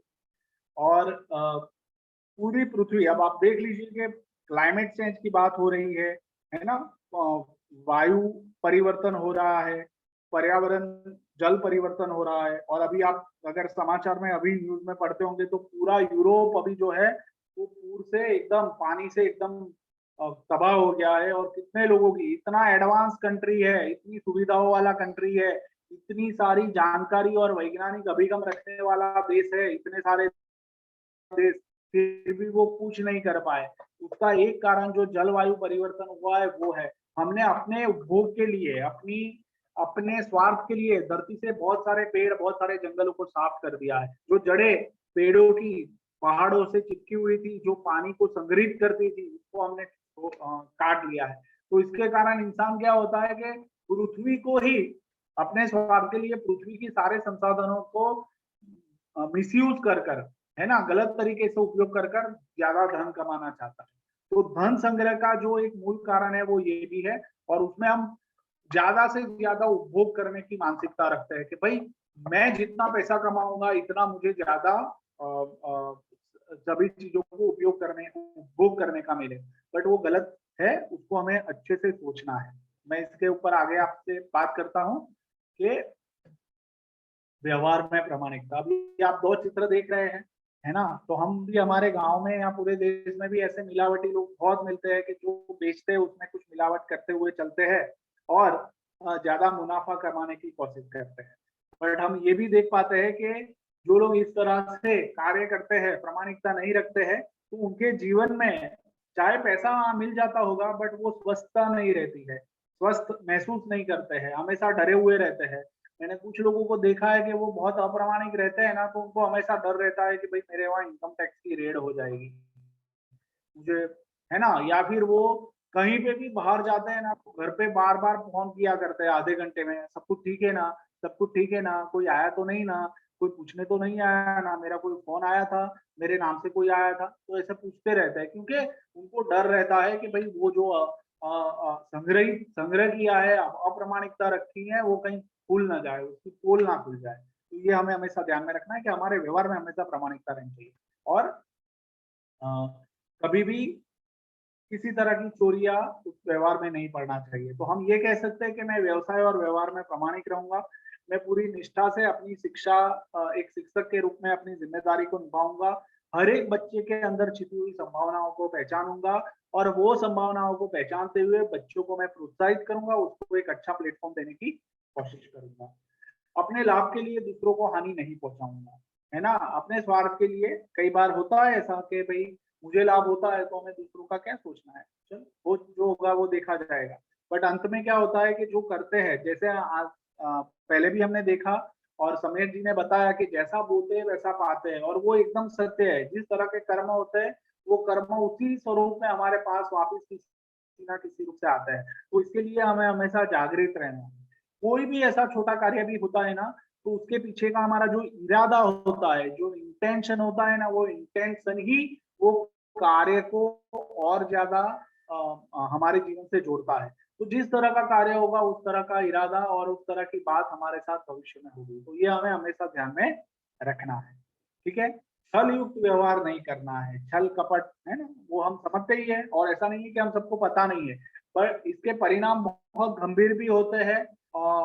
हमारे परिवार टूटते हैं, ठीक है। मैं खासकर शहरों में ये मैंने बहुत देखा है कि परिवारों में जो अंतर आया है, जो अलग अलग हुए, उसमें कई बार इसका सहारा लिया जाता है। वो अच्छे अच्छे घरों में रह तो सकते हैं, बट वो जो बॉन्ड में है ना, जो जो कौटुंबिक बंधन होना चाहिए ना, उससे वो बंधे हुए नहीं होते और हमेशा कुछ ना कुछ अपराध भाव फील करते हैं और अच्छे से जी नहीं पाते हैं। तो ये हमें हमेशा ध्यान में रखना है कि हम इस तरह के व्यक्ति ना बने और इस तरह के व्यक्ति बनने का हम लोगों को प्रोत्साहित भी ना करें। साथ है ब्रह्मचर्य का पालन, ठीक है। तो ये भी हमें ध्यान में रखना है कि जो भी व्यवस्थाएं बनाई है वो व्यवस्थाएं सभी समाज में जो व्यवस्थाएं बनाई है उसमें हम देख पाते हैं कि हमारी जो भारतीय परंपरा रही है वो हर एक व्यवस्था में कुछ ना कुछ विज्ञान को भी रखा है। वो मनोविज्ञान भी हो सकता है, वो भाव विज्ञान भी हो सकता है, वो समाज विज्ञान भी हो सकता है। हर एक तरह का अलग अलग का विज्ञान है और वो विज्ञान के आधार पे कुछ एक नियम और कुछ व्रत बनाए गए हैं और वो नियमों और व्रत का पालन करते हम उससे हमें अपने आप में जो बदलाव आता है वो हम देख पाते हैं और उसका फायदा भी हम देख पाते हैं।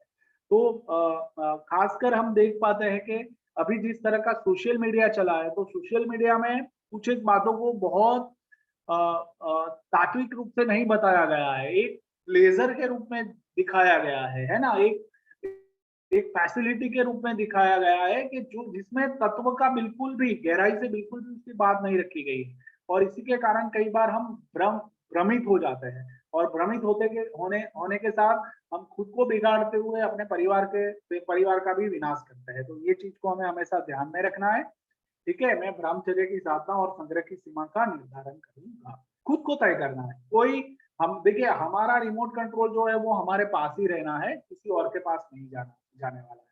बट वो रिमोट कंट्रोल और हमारा जो सीसीटीवी कैमरा है, मैंने आगे भी शायद आपको बताया हुआ होगा कि हमारा जो अंतरात्मा होता है ना, वो हमारा सीसीटीवी होता है ना, क्लोज सर्किट कैमरा होता है जिसमें हम देख पाते हैं कि भाई क्या कुछ घटना हुई थी, अच्छा हुआ, ठीक हुआ, नहीं हुआ। तो ये जो अंतरात्मा की बात है ना, रोज रात को सोने से पहले अपने आप को पूछना है कि आज के दिन में सही सही कार्य मैंने क्या किए और मुझसे गलत गलत कार्य क्या हो गए। तो वो अंतरात्मा का सीसीटीवी जब चालू रहेगा ना, तो हम अपने आप को बैलेंस करते जाएंगे और हमारे अंदर वो विवेक भी पलकता रहेगा। तो ये बात हमें हमेशा ध्यान में रखनी है, ब्रह्मचर्य का पालन करना है। आखिरी जो है व्यसन मुक्त जीवन, तो ये भी बहुत जरूरी है। हम देख पा रहे हैं कि पूरे विश्व में अभी सबसे ज्यादा युवाओं को भ्रमित करने का जो काम हो रहा है वो है व्यसन से उनको ग्रसित करना, क्योंकि ये एक बहुत बड़ा बिजनेस बन चुका है, बहुत बड़ा धंधा बन चुका है और इसमें 2 नंबर के पैसे सबसे ज्यादा इस्तेमाल होते हैं।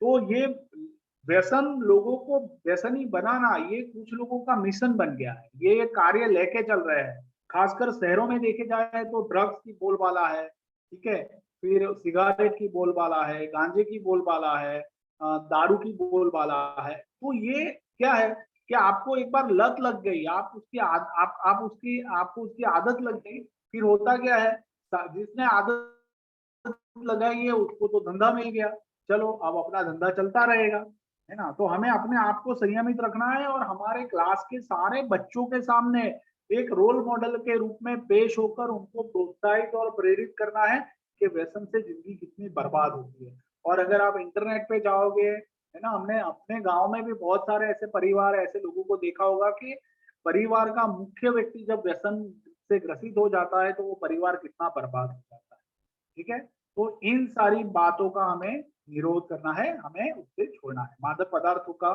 जैसे कि शराब है, गांजा है, चरस, हेरोइन, भांग, तंबाकू आदि का सेवन नहीं करना है और स्वस्थ रहना है। तो ये बातों का पालन हमें मूल रूप से करना और करना ही है हमेशा के लिए, ठीक है। और देखिए बच्चा क्या है, वो अपने टीचर को देखता है, टीचर जैसी बात करते हैं ना बच्चा वो तुरंत पकड़ता है और सीखता है। अगर टीचर पढ़ाते पढ़ाते ऐसे ऐसे करने, चलो बच्चों क्या सीखा कल, तो फिर बच्चा भी क्या करेगा, अभी तो वो बच्चा है बट बड़े होके वो टीचर को देखता है तो वो भी इस तरह से करने लगेगा, हम समझ सकते हैं, है ना। और अगर हम मान लीजिए कि रास्ते में जा रहा है, हमें भी कुछ लत लग गई है बट बच्चों ने देख लिया हमें, तो बच्चे कहीं ना कहीं वो हमारी बात रखेंगे ही और उससे सीखेंगे। तो ये चीज हमें बहुत ध्यान में रखनी है और ये सिर्फ हमने अपने लिए, अपने साथ साथ अपने बच्चों के लिए, अपने परिवार के लोगों के लिए भी रखनी है, क्योंकि ये बहुत खराब है। इससे हम आर्थिक रूप से खुआर हो जाते हैं, परिवार पूरा टूट जाता है और बहुत परेशानी होती है। पर्यावरण की सुरक्षा, ये देखिए एक चित्र बताया है, हम देख सकते हैं कि पेड़ों को काटकर जमीन बनाकर उसके ऊपर बड़े बड़े उद्योग गृहों को लगाकर, वो जरूरी है, ऐसा नहीं है जरूरी नहीं है, बट उसके सामने प्रमाण भी होना बहुत जरूरी है, बैलेंस होना बहुत जरूरी है। अभी क्या होता है कि हम इम्बैलेंस हो गए। महात्मा गांधी ने क्या बात बताई थी पूरे दुनिया के लोगों के लिए कि धरती ने आपकी जरूरत के लिए सब कुछ रखा है बट आपके लोभ के लिए कुछ नहीं रखा है। अगर धरती का उपयोग आप अपने लोभ के लिए करोगे, लालच के लिए करोगे, तो ये धरती हमें जवाब दे जाएगी। पर अगर हम अपने संयम से अपनी चीजों का उपयोग करते हुए धरती को वापस दे रहे हैं तो वो धरती हमें हमेशा बनाए रखेगी। तो इसीलिए पेड़ पौधों को जतन करना ये बहुत जरूरी है। पर्यावरण की सुरक्षा अभी जलवायु परिवर्तन के इस समय में सबसे ज्यादा जरूरी है। जितने ज्यादा पौधे लगा सकते हैं उतने पौधे लगाने का कार्य हमें करना ही चाहिए। बच्चों को क्लास में पढ़ाते हुए भी हम एक पूरा, है ना, पूरे महीने में 1 दिन 2 दिन पर्यावरण की सुरक्षा के ऊपर, पौधों को, नए पौधों को लगाने के ऊपर, उनको पानी पिलाने के ऊपर, सारी व्यवस्थाओं के बारे में सोचना चाहिए। मैं समझ सकता हूँ कि बुंदेलखंड पानी से बहुत ग्रसित विस्तार है, उसमें बहुत समस्याएं हैं, बट हम आशा करते हैं कि एक दिन ऐसा आएगा कि जहाँ वहाँ पानी की भी उपलब्धि होगी और हम पर्यावरण की सुरक्षा के लिए भी बहुत सारे कार्य कर पाएंगे। तो ये हमें सोचते रहना, पर्यावरण की सुरक्षा वो हमारी अभी प्राथमिकता होनी चाहिए। तो मैं हमेशा पर्यावरण की समस्या के प्रति जागरूक रहूंगा, हरे भरे वृक्ष नहीं काटूंगा, चिड़ियों को दाना, तिनका, सब कुछ डालूंगा जो हम करते ही है, आप सभी अच्छे से करते हैं। पानी, बिजली का आदि का अपव्यय नहीं करूंगा। अभी मैं आप लोगों को थोड़ा यानी एक हिंट देता हूँ, आप मुझे ये बताइए कि हमारे जो छोटे छोटे लघु व्रत होते हैं वो क्या क्या हो सकते हैं अपने जीवन में रोज बरोज करने के। मैं अपनी स्क्रीन शेयर कर स्टॉप किया है, आप बताइए कि हमारे छोटे छोटे व्रत क्या क्या हो सकते हैं दैनिक कार्यों में। सभी अपने वीडियो को ऑन कीजिए, दर्शन करवाइए।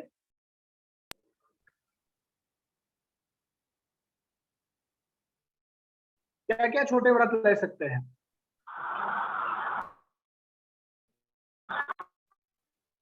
व्यायाम करना, बहुत अच्छा अक्षय जी, बहुत बढ़िया। और आप कर रहे हैं, रोज रख रहे हैं, बहुत अच्छी बात है। और जिससे हमें फायदा हो, देखो दुनिया को बचाने का कोई मिशन लेना जरूरी नहीं है। मैं अपने खुद कार्य करूंगा ना, अपने आप उसका फायदा बाकी लोगों को मिलेगा। योग करना बहुत अच्छा प्रगति की, झूठ नहीं बोलना बहुत जरूरी है। पेड़ों में पानी डालना बहुत अच्छा पल्लवी जी। फिर हाँ, पेड़ों को पानी देना बहुत अच्छा, एक पौधा लगाना बहुत अच्छा, किसी पर गुस्सा ना करना, अपने पर कंट्रोल रखना बहुत अच्छा अनु जी। प्रतिदिन मंदिर जाए बहुत अच्छा, भगवान है ना, उसके बाद ही भोजन को ग्रहण करना, हमेशा सत्य बोलने की कोशिश करना बहुत अच्छा है हेमंत जी। चिड़ियों को दाना पानी देना, पेड़ों में पानी डालना बहुत बढ़िया, लाइट पानी खाना, है ना। अब देखिए हम सब ये करते हैं, हमारे स्कूल के बच्चे हमें देखते हैं, तो हम हमें देखते ही वो भी प्रेरित होते हैं और वो भी ऐसा कार्य करने लगते हैं। तो अनुव्रत का पालन अपने आप हो जाता है, बहुत अच्छा, गरीबों को खाना खिलाना। अब ये सारी बात है। हम मैं अपनी बात करूं तो मैं क्या करता हूं, मैं आपको बताऊं, मैं जितना भी मुझे थाली में जितना परोसा जाता है ना, उतना ही मैं खाता हूँ। मैं उसमें से कुछ भी चीज बिगाड़ता नहीं, मैं हमेशा उसका आग्रह रखता हूँ। दूसरा कि घर में जब पानी का इस्तेमाल हो रहा है ना, तो मैं पानी का इस्तेमाल जरूरत के हिसाब से ही करता हूँ। ऐसा नहीं है कि मैंने नल खोल दिया, मुझे जितना जरूरी है उतना पानी का मैं इस्तेमाल करता हूँ। और कोई करता है तो मैं उसको रोकने के लिए भी कहता हूँ, मैं प्रयास करता हूँ। मैं घर पे है ना, स्विच जो है, लाइट का जो स्विच है ना, वो ऑन नहीं रखता हूँ। जरूरत है तब ऑन रखना है, नहीं तो बंद कर देना। रात को 2 बजे भी उठ के मुझे लाइट का स्विच बंद करना पड़े या पंखे का स्विच बंद करना पड़े तो मैं उठ के बंद कर देता हूँ। मैं हमेशा ध्यान रखता हूँ। ये छोटे छोटे व्रत है, वो मेरे जीवन के है, जिससे मुझे फायदा होता है। मैं ब्राह्मणी प्राणायाम रोज करता हूँ, मैं योग रोज करता हूँ, मैं प्राणायाम रोज करता हूँ। तो इससे ये अब ये मैं आदत में आ गए हैं, तो मुझे पता ही नहीं चलता है कि ये लघु व्रत है। अब ये जीवन का ही एक भाग बन गए। तो कभी मैं सिगरेट, दारू, तंबाकू, इसका कभी मैंने व्यसन किया नहीं है, मैं कभी उसको प्रमोट भी नहीं करता हूँ। और मैं कोई करता है तो मैं उससे रोकने की भी कोशिश करता हूँ, है ना। तो ये हमेशा एक एक जीवन के भाग में आ जाता है, तो ये काम आसान हो जाता है। तो छोटे छोटे व्रत जो है वो हमें अपनी जिंदगी से करने चाहिए, है ना। अपने रूम की सफाई करनी, वो भी एक छोटा व्रत है, वो भी हम कर सकते हैं। मुझे उसमें कई बार संघर्ष भी होता है, बट फिर भी करते हैं। सुबह जल्दी खा लेना, ये बहुत अच्छी बात है जो जैन परंपरा में हमने देखी है। हमारे शहर में वो नहीं होता है, बट शाम को जल्दी 6 साढ़े 6 बजे खा लेना, वो बहुत स्वास्थ्य के लिए बहुत अच्छी बात है। ठीक है। तो ऐसे बहुत सारे छोटे छोटे व्रत हो सकते हैं जो हमें इस सप्ताह नियत कार्य के रूप में सोचने हैं कि अपने जीवन में से छोटे छोटे कार्य मैं क्या करूं कि जिससे मुझे तो फायदा हो ही और लंबी अवधि में बाकी लोगों को भी फायदा हो। ठीक है, चलिए बढ़िया। तो कई लोगों ने अपनी अपनी बात कही है। मंदिर में जाना है, बराबर है, स्वयं को दुख नहीं देना है, बहुत अच्छा प्रिया जी, है ना। हम इमोशनली दुखी हो जाते हैं तो हम अपने आप को ही दुख पहुंचाते हैं, तो हमें उसका समाधान ढूंढना है। खुद को दुख क्यों देना, खुद को दोषी क्यों मानना। अगर कुछ गलतियां हुई है तो किसी के सामने बात कर लेनी है, उसका समाधान ढूंढना है, बट अपने आप को अपराध भाव में रखना नहीं है। उससे भी हम, है ना, वो भी हिंसात्मकता ही हो जाती है। तो अपराध भाव से मुक्त होना भी बहुत जरूरी है, अहिंसात्मक प्रतिरोध बहुत जरूरी है इसके लिए। तो हमें अपने आप को मुक्त रखना है। ठीक है, चलिए बहुत अच्छा। मैं आप सभी के वो पढ़ रहा हूँ, बट अभी हमें और सोचना है कि और क्या क्या छोटे व्रत हो सकते हैं, मैं चीजों का संपूर्णतः उपयोग कर सकता हूँ। अभी जैसे कि पिछली बार मैंने एक वीडियो आपके ग्रुप में रखा था, जो हमारे कमल सर ने हमसे शेयर किया था कि सुष्मिता जी जो है वो ऐसी चीजों को रखती है संभाल के, और उसमें से उन्होंने घर का कूलर बना लिया। तो देखो ये कितनी बढ़िया बात है कि भाई जो चीजें मुझे उपयोगी नहीं लगती है तो मैं कुछ और तरह से सोचूंगी, उसको कचरा समझ के फेंक नहीं दूंगी। तो ये भी एक सोचने का रचनात्मक तरीका है। तो ये भी हम सोच सकते हैं और बहुत बढ़िया कर सकते हैं इसमें। और ये अनुव्रत ही हमारी जिंदगी को बनाते हैं। आप मान लीजिए ये छोटे छोटे व्रत जो है ना, वो बड़े होके हमारा एक पूरा चरित्र बन जाता है, और वो चरित्र का प्रभाव इतना ज्यादा व्यापक और जबरदस्त बन जाता है कि बच्चे अपने आप हमसे प्रेरित होने लगते हैं, सीखने लगते हैं। परिवार में भी लोग हमसे प्रेरित होते हैं, हमारे साथ संबंध रखते हैं, हमें हमसे पूछने आते हैं। तो ये एक बहुत अच्छी बात है। मैं आप लोगों के दर्शन नहीं कर पा रहा हूँ। शालिनी जी, अभिषेक जी, दृष्टि जी, सम्यक जी, नीलांजना जी, अर्पिता जी, प्रियंका जी, अपना अपना वीडियो ऑन रखिए। चलिए, मैं समझता हूँ कि डेटा का यूज होता है, बट वीक में एक दिन तो डेटा हम दे ही सकते हैं। ठीक है, चलिए बढ़िया, बहुत अच्छा। तो मुझे बहुत अच्छा लग रहा है आप सबके साथ ये बात रखते हुए। और मैं अपनी स्क्रीन आप लोगों के साथ वापस शेयर कर रहा हूं।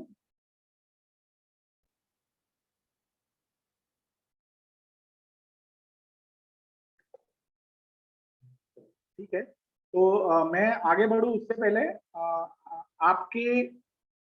आपको आज सत्र में जो बिंदु रखे गए हैं उसके बारे में आप क्या सोचते हैं वो आपको जल्दी से चैट बॉक्स में लिखना है, और हम अपने आप को लघु व्रत लेने के लिए कितने लोग तैयार है वो चैट बॉक्स में जरा लिखकर बताएं। कितने लोग खुद के लिए लघु व्रत लेने के लिए तैयार है और क्या क्या लघु व्रत हम लेंगे वो आपको सोचना है, वो नियत कार्य के रूप में आपको बताना। चलिए, सम्यक जी तैयार है, हेमंत जी तैयार है, पारस जी बढ़िया, अनु जी बहुत बहुत अच्छा, प्रगति जी, रागिनी जी ओके, अक्षय जी,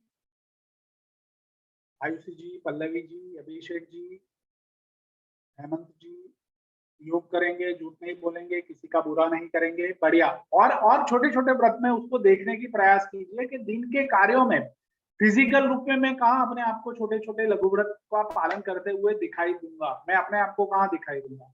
हम जीवन में व्रत ले और छोटी छोटी चीजों का त्याग जरूर करें। बहुत अच्छे, बहुत अच्छा शालिनी जी, बढ़िया, सभी तैयार है। ज्योति जी का कोई जवाब नहीं आया, पल्लवी जी का कोई जवाब नहीं आया, ऐसा क्यों हुआ?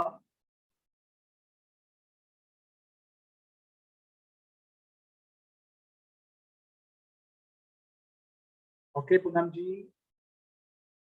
तैयार है जी, ओके ज्योति जी,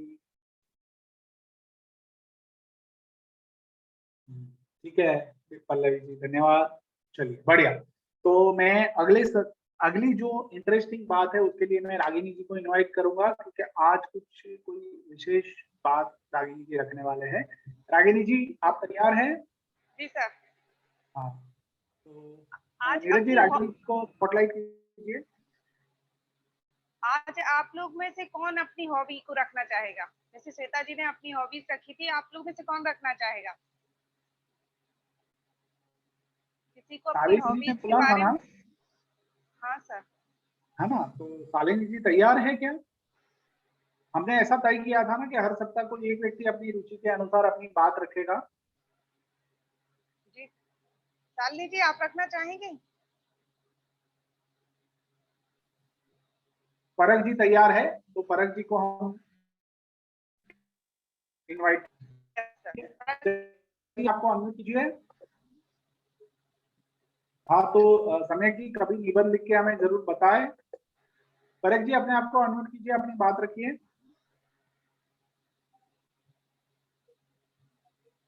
परख जी आवाज सुन पा रहे हैं?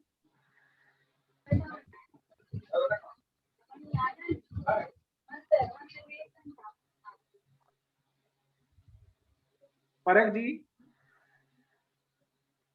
आवाज नहीं जा रही, तो उन्होंने हैंड रेज ऐसे ही किया था, हो सकता है पहली वाला हो हैंड रेज। अच्छा ठीक, ओके। तो रागिनी जी ने शालिनी जी को पूछा था, शालिनी जी कुछ कहना चाहते हैं आप? सर मैं, हाँ सर आज के सत्र की मतलब ऑल ओवर उसके बारे में? नहीं, आपकी रुचि के बारे में। हमने पिछली बार तय किया था, जैसे श्वेता जी ने अपनी एक कविता पढ़ के सुनाई थी, अपनी रुचि के अनुसार उन्होंने कुछ बात रखी थी पिछले सप्ताह। हाँ, पिछले सप्ताह हमने आपका नाम नोट किया था, तो जी। तो आप अपने आप को अपनी रचना रखते हैं सबके सामने। सर मेरी रुचि लिखने में तो नहीं है, मतलब जो श्वेता जी ने जिस तरह से बहुत अच्छी लाइनें लिखी थी एक शिक्षक के बारे में, सर मेरी रुचि इसमें तो नहीं है, लेकिन सर मैं एंकरिंग और क्या बोलते सर निबंध लेखन और जीके, इन तीनों में बहुत मतलब इंटरेस्टेड भी हूँ और इन तीनों को बहुत अच्छे से कर भी सकते। और सर किसी के साथ डिबेट में, सर डिबेट में बहुत अच्छे से कर सकती, तीनों के मुकाबले, मतलब चारों मेरी हॉबी के मुकाबले देखा जाए तो मतलब डिबेट बहुत अच्छे से कर सकती हूँ मैं किसी से भी, किसी भी विषय के बारे में। मतलब यदि मुझे उस विषय के, जी हाँ डिबेट का समय जरूर आने वाला है, हमने प्लान किया ही है, जी ठीक है। तो आपको भर भर के उसमें मौका मिलेगा कि आप डिबेट अच्छे से कर पाए। जी सर, मैं डिबेट बहुत अच्छे से कर सकती हूँ। बढ़िया। और देखिए वैसे 9 बज गए हैं और हम थोड़ा और ऊपर समय ले रहे हैं क्योंकि ये रुचि की एक बात थी, इसीलिए हम चाहते हैं कि भाई हर एक व्यक्ति के पास जो अपनी खुद की एक स्किल है या एक शौक है या एक रुचि है और वो कुछ बता सकता है रचना के माध्यम से, तो वो कह सकते हैं। नीलांजना जी ने लिखा है, नीलांजना जी ऐसा कीजिए, आप कोशिश करें, आपने अपनी रचना तैयार की है, हो सके तो आप अपना वीडियो चालू रखिए, अगर वीडियो से हो सकता है तो अच्छा है, नहीं तो फिर वीडियो बंद करके आप अपनी रचना बताइए। और बाद में ऐसा घर पे एक वीडियो बना के ग्रुप में रख देना, तो वो आपके लिए आसान हो जाएगा। तो नीलांजना जी अपने आप को अनम्यूट कीजिए और अपनी रचना रखिए।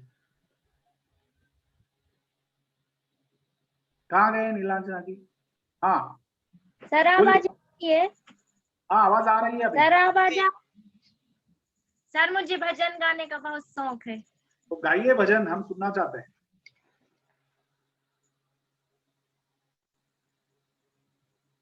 गुरुवर पनाह में हमें रखना, सीखे हम नेक राह पर चलना। गुरुवर पनाह में हमें रखना, कपट कर्म चोरी बेईमानी और हिंसा से हमको बचाना। कपट कर्म चोरी बेईमानी और हिंसा से हमको बचाना। नाली का बन जाऊं न पानी, नाली का बन जाऊं न पानी, निर्मल गंगा जल ही बहाना। अपनी निगाह में हमें रखना, सीखे हम नेक राह पर चलना। गुरुवर पनाह में हमें रखना। बहुत बढ़िया नीलांजना जी, बहुत अच्छा नीलांजना जी, बहुत बढ़िया। और आपकी आवाज भी मधुर है। और देखो कुदरत का भी वो देखो सपोर्ट के अभी नेटवर्क में कुछ प्रॉब्लम नहीं हुआ, और आपने जो प्रार्थना की, आपने जो भजन गाया, वो आज के सत्र के बिल्कुल अनुरूप था। मतलब बहुत अच्छी बात है। देखिए सब लोग लिख रहे हैं, आपके लिए तालियां बजा रहे हैं। सीता जी, अनु जी, ज्योति जी कह रही है बहुत बढ़िया, पारस जी कह रहे हैं बहुत अच्छा, अभिषेक जी कह रहे हैं बहुत सुंदर भजन, आयुषी जी कह रही है बहुत बढ़िया। हाँ माधुरी जी आप लीव हो जाइए, मैं समझ सकता हूँ, आराम करें, स्वस्थ हो जाए। अक्षय जी ने तो ऐसे बताया बहुत अच्छा, ऐसा कहा है अक्षय जी ने, बहुत बढ़िया, बहुत अच्छी बात है। शिल्पा जी भी बहुत अच्छा कह रही है, मीनाक्षी जी ने थंब दिखाया है, बहुत बढ़िया। शिल्पा जी बहुत खुश है, उनको बहुत अच्छा लगता है। हेमंत जी कह रही है कि हेमंत जी कह रहे हैं बहुत सुंदर आवाज है मेरी बहना, बहुत बढ़िया हेमंत जी, बहुत अच्छा, अति सुंदर, ऐसा प्रफुल्ल जी कह रहे हैं। तो सभी लोग आपकी इस रचना की तारीफ कर रहे हैं।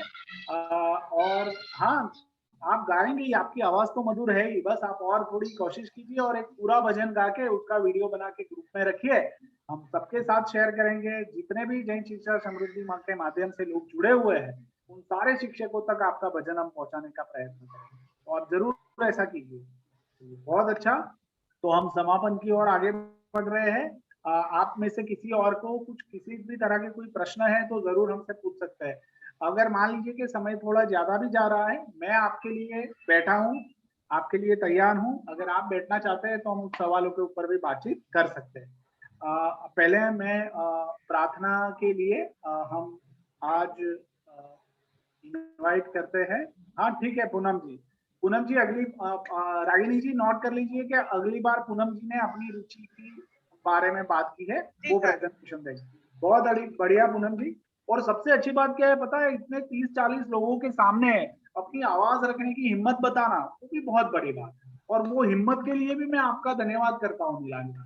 बहुत बढ़िया, मतलब ये एक ताकत है हमारे अंदर, ये बहुत अच्छी बात है। तो हम आगे बढ़ते हैं और मैं आखिरी सर, हाँ बताइए रागिनी जी। सर हेमंत जी बोल रहे थे कि नियत कार्य कितने दिन का है? नियत कार्य 7 दिन का ही है, 7 दिन ही करना है। बट मान लीजिए कि आज रविवार के दिन अगर कोई क्योंकि रविवार को शाम को हमारा सत्र भी होता है, कई बार मैंने देखा है कि हेमंत जी रात को देर रात को पूरा अपना नियत कार्य करके अपडेट भी करते हैं। तो हो सकता है कि रात 7वें दिन में अगर कुछ ऊपर नीचे होता है तो चल सकता है, बट करना तो 7 ही दिन, ठीक है। तो ये हमें हमेशा ध्यान में रखना। बहुत अच्छा सवाल है हेमंत जी। हम प्रार्थना के लिए सर जो क्वेश्चन आ रहा है, मैं जैसे जो अरिहंत ग्रुप में थे ना जो कैंडिडेट शिक्षक थे, तो वो बोल रहे थे हमने 7 दिन कार्य किया है, लेकिन जैसे 3 दिन पहले ही वो ग्रुप में जुड़े हैं चतुर्थ ग्रुप में। हाँ तो ठीक उनका बस अच्छा है ना, अगली बार से आप लोगों का पूरा काउंट होगा। ठीक है। देखो हमें नियत कार्य के लिए अपने आप को वो नहीं समझना है, हमें बस हमारा उद्देश्य यही है कि ये हम करते रहे, दैट्स, दूसरा कुछ नहीं, ठीक है। चलिए तो रागिनी जी किनको हम इनवाइट करते हैं प्रार्थना के लिए? हाँ ठीक है प्रिया जी, अरे आप तो करते ही है, आप ऐसा मत सोचिए। हाँ सर पल्लवी जी को कर लेते हैं। ठीक है, चलिए तो पल्लवी जी आप रेडी है? हेलो। हाँ तो आपको सर मेरे दिमाग में कुछ क्वेश्चन चल रहा है, मुझे वो पूछने हैं। हाँ वो पूछ लीजिए, बट पहले हम क्या करते हैं, सत्र का जो भाव है, प्रार्थना के साथ शुरुआत, प्रार्थना के साथ अंत, और उसके बाद हम सवाल जवाब करते हैं, ठीक है। सर मैं नहीं कर रही आज, सर तबीयत ठीक नहीं है बिल्कुल। अच्छा ठीक है। जी हम आपके लिए बता दें सर कि पारस जैन जुड़े थे 7 नंबर पे। पारस जैन जी को इनवाइट करते हैं कि वो सत्र का समापन करें। पारस जी सभी को जय जिनेंद्र। फैले प्रेम परस पर जग में, मोह दूर ही रहा करें। अप्रिय कटुक कठोर शब्द नहीं कोई मुख से कहा करें। बन कर सब युग बीरे देशोन्नति रत रहा करें। वस्तु स्वरूप विचार खुशी से, सब सुख संकट सहा करें। पुलिस शासन नायक भगवान महावीर स्वामी की जय। हाँ चलिए, तो अभी हम देखो जिनको समय हो गया है और जिनको जाना पड़े ऐसा है वो जा सकते हैं, उनके लिए ये सत्र समाप्त होता है। नियत कार्य मैं ग्रुप में रखूंगा, हमें कल से नियत कार्य करना ही है, बट कुछ लोगों के कुछ प्रश्न है तो उसके ऊपर हम जरूर बात कर सकते हैं और अपनी बात रख भी सकते हैं। बताइए। हेलो। हाँ पल्लवी जी। हाँ सर जी बोल रहे थे, आप वो बता रहे थे ना सांप्रदायिकता वाला, जो अनुगत बता रहे थे आप। तो सर मैं एक बार सर क्या हुआ सर, जब हम लोग कॉलेज में पढ़ते थे तो सर मेरे सर पढ़ा रहे थे एक बार, तो ऐसे जैसे वो पढ़ा रहे थे महावीर भगवान के बारे में कि महावीर भगवान उनका विवाह हुआ था सर, वो इतिहास में पढ़ा रहे थे हम लोगों का, उनका विवाह हुआ था। लेकिन सर हम लोगों ने जैन धर्म के अकॉर्डिंग पढ़ा था कि महावीर भगवान बाल ब्रह्मचारी थे। तो हमने तो हमेशा से सर यही पढ़ा। फिर जब हम कॉलेज में गए तब हमारी सारी बात पढ़ा रहे थे, तो हमने उनसे कहा कि सर ऐसा नहीं है, और महावीर भगवान का तो विवाह ही नहीं हुआ है, वो तो बाल ब्रह्मचारी हैं। तो सर बोले नहीं, तुम गलत बोल रही हो, तुमने पता नहीं कहाँ से गलत पढ़ लिया। तो हमने उनसे कहा सर हमने जैन ग्रंथों में पढ़ा है कि महावीर भगवान बाल ब्रह्मचारी, उनका विवाह नहीं हुआ। बोले नहीं देखो, एक किताब में लिखा है, किताबें गलत थोड़ी हो सकती। बोले किताब में बताया गया है कि महावीर भगवान की जसोदा नाम की पत्नी थी और उनकी एक प्रियदर्शनी नाम की पुत्री थी, और उनकी पुत्री का विवाह भी हुआ था। तो सर हम लोगों में विवाद होने लगा इस बात को लेके, बहुत देर तक हुआ, लेकिन सर वो हमारी बात मानने को तैयार नहीं थे और हम उनकी बात मानने को तैयार नहीं थे, क्योंकि सर हमने तो पाठशाला में हमेशा से वही बात पढ़ी थी, और उनने सर क्या है सर, उनने इतिहास पढ़ी थी और मैंने जैन धर्म पढ़ा था। अब हमें समझ में नहीं आ रहा था कि जैन धर्म सत्य बोल रहा है कि इतिहास सत्य बोल रहा है। लेकिन सर ये तो पता है कि जैन ग्रंथ जो है वो सत्य है। वो तो इतिहास में पता नहीं कहाँ से क्या लिखा है।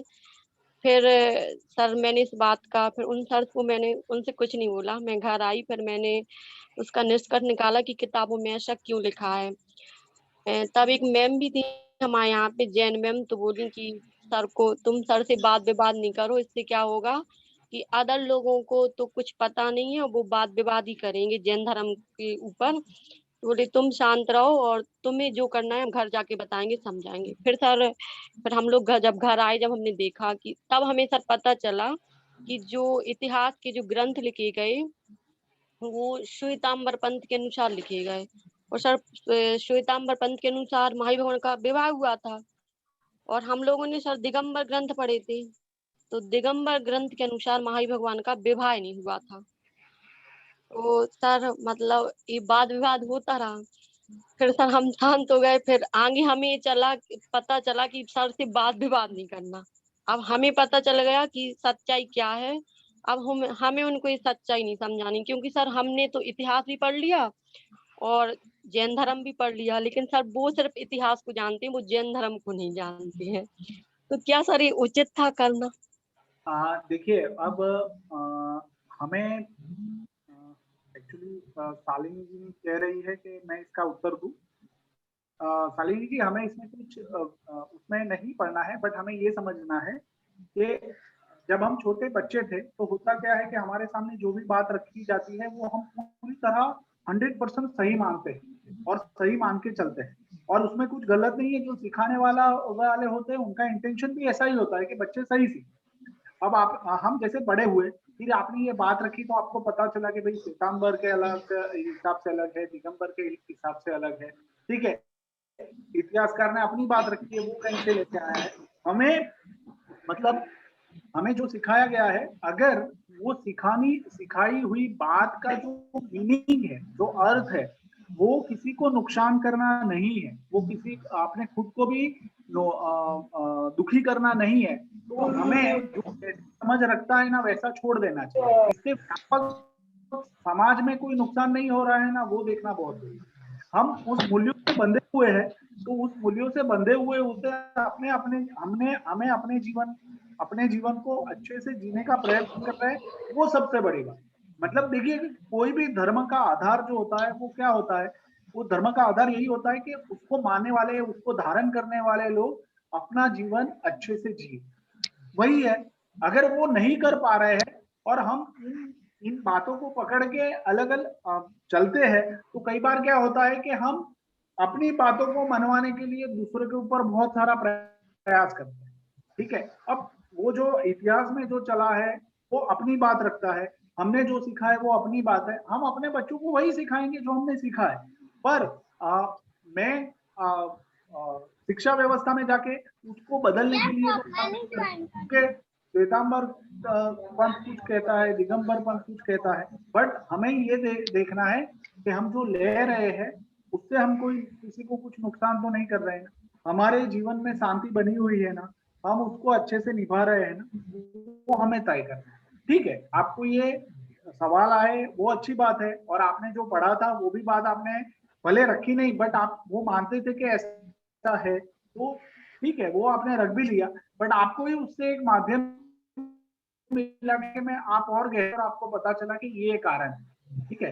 तो ये ठीक है, प्रश्न पूछना वो बहुत जरूरी है, इससे ही हमें जागृति भी बढ़ती है और उसके कई सारे आंसर हमें मिलते हैं। और सर फिर मैं आपका जवाब दे पाया पल्लवी जी? हाँ सर, फिर पढ़ना भी पड़ता सर, जैसे कंपटीशन की तैयारी करो तो सर इतिहास की किताबों में जो लिखा है हमें याद तो उन्हीं के अकॉर्डिंग करना है, चाहे वो हम माने या ना माने। और हमारे तो भारत के इतिहास के साथ तो बहुत सारी ऐसी बातें हुई है जो योग्य नहीं है, हम ऐसा बहुत कुछ पढ़े हैं कि जो योग्य नहीं है, ठीक है।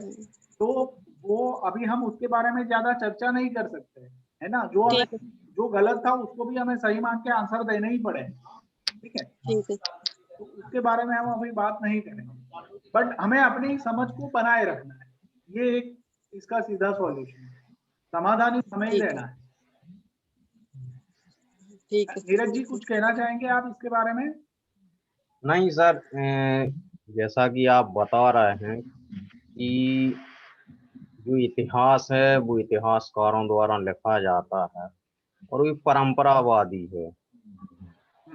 अगर हम उसमें छेड़खानी करेंगे, एक तो कर नहीं सकते हैं, बाकी जो हमारे आगम संवत है हम उसे मानते हैं, स्वीकार करते हैं, लेकिन जो अपन टेक्निकल माने तो हमें उनके हिसाब से भी चलना पड़ेगा, क्योंकि उन्हें भी कहीं ना कहीं इसके साक्ष्य मिले होंगे।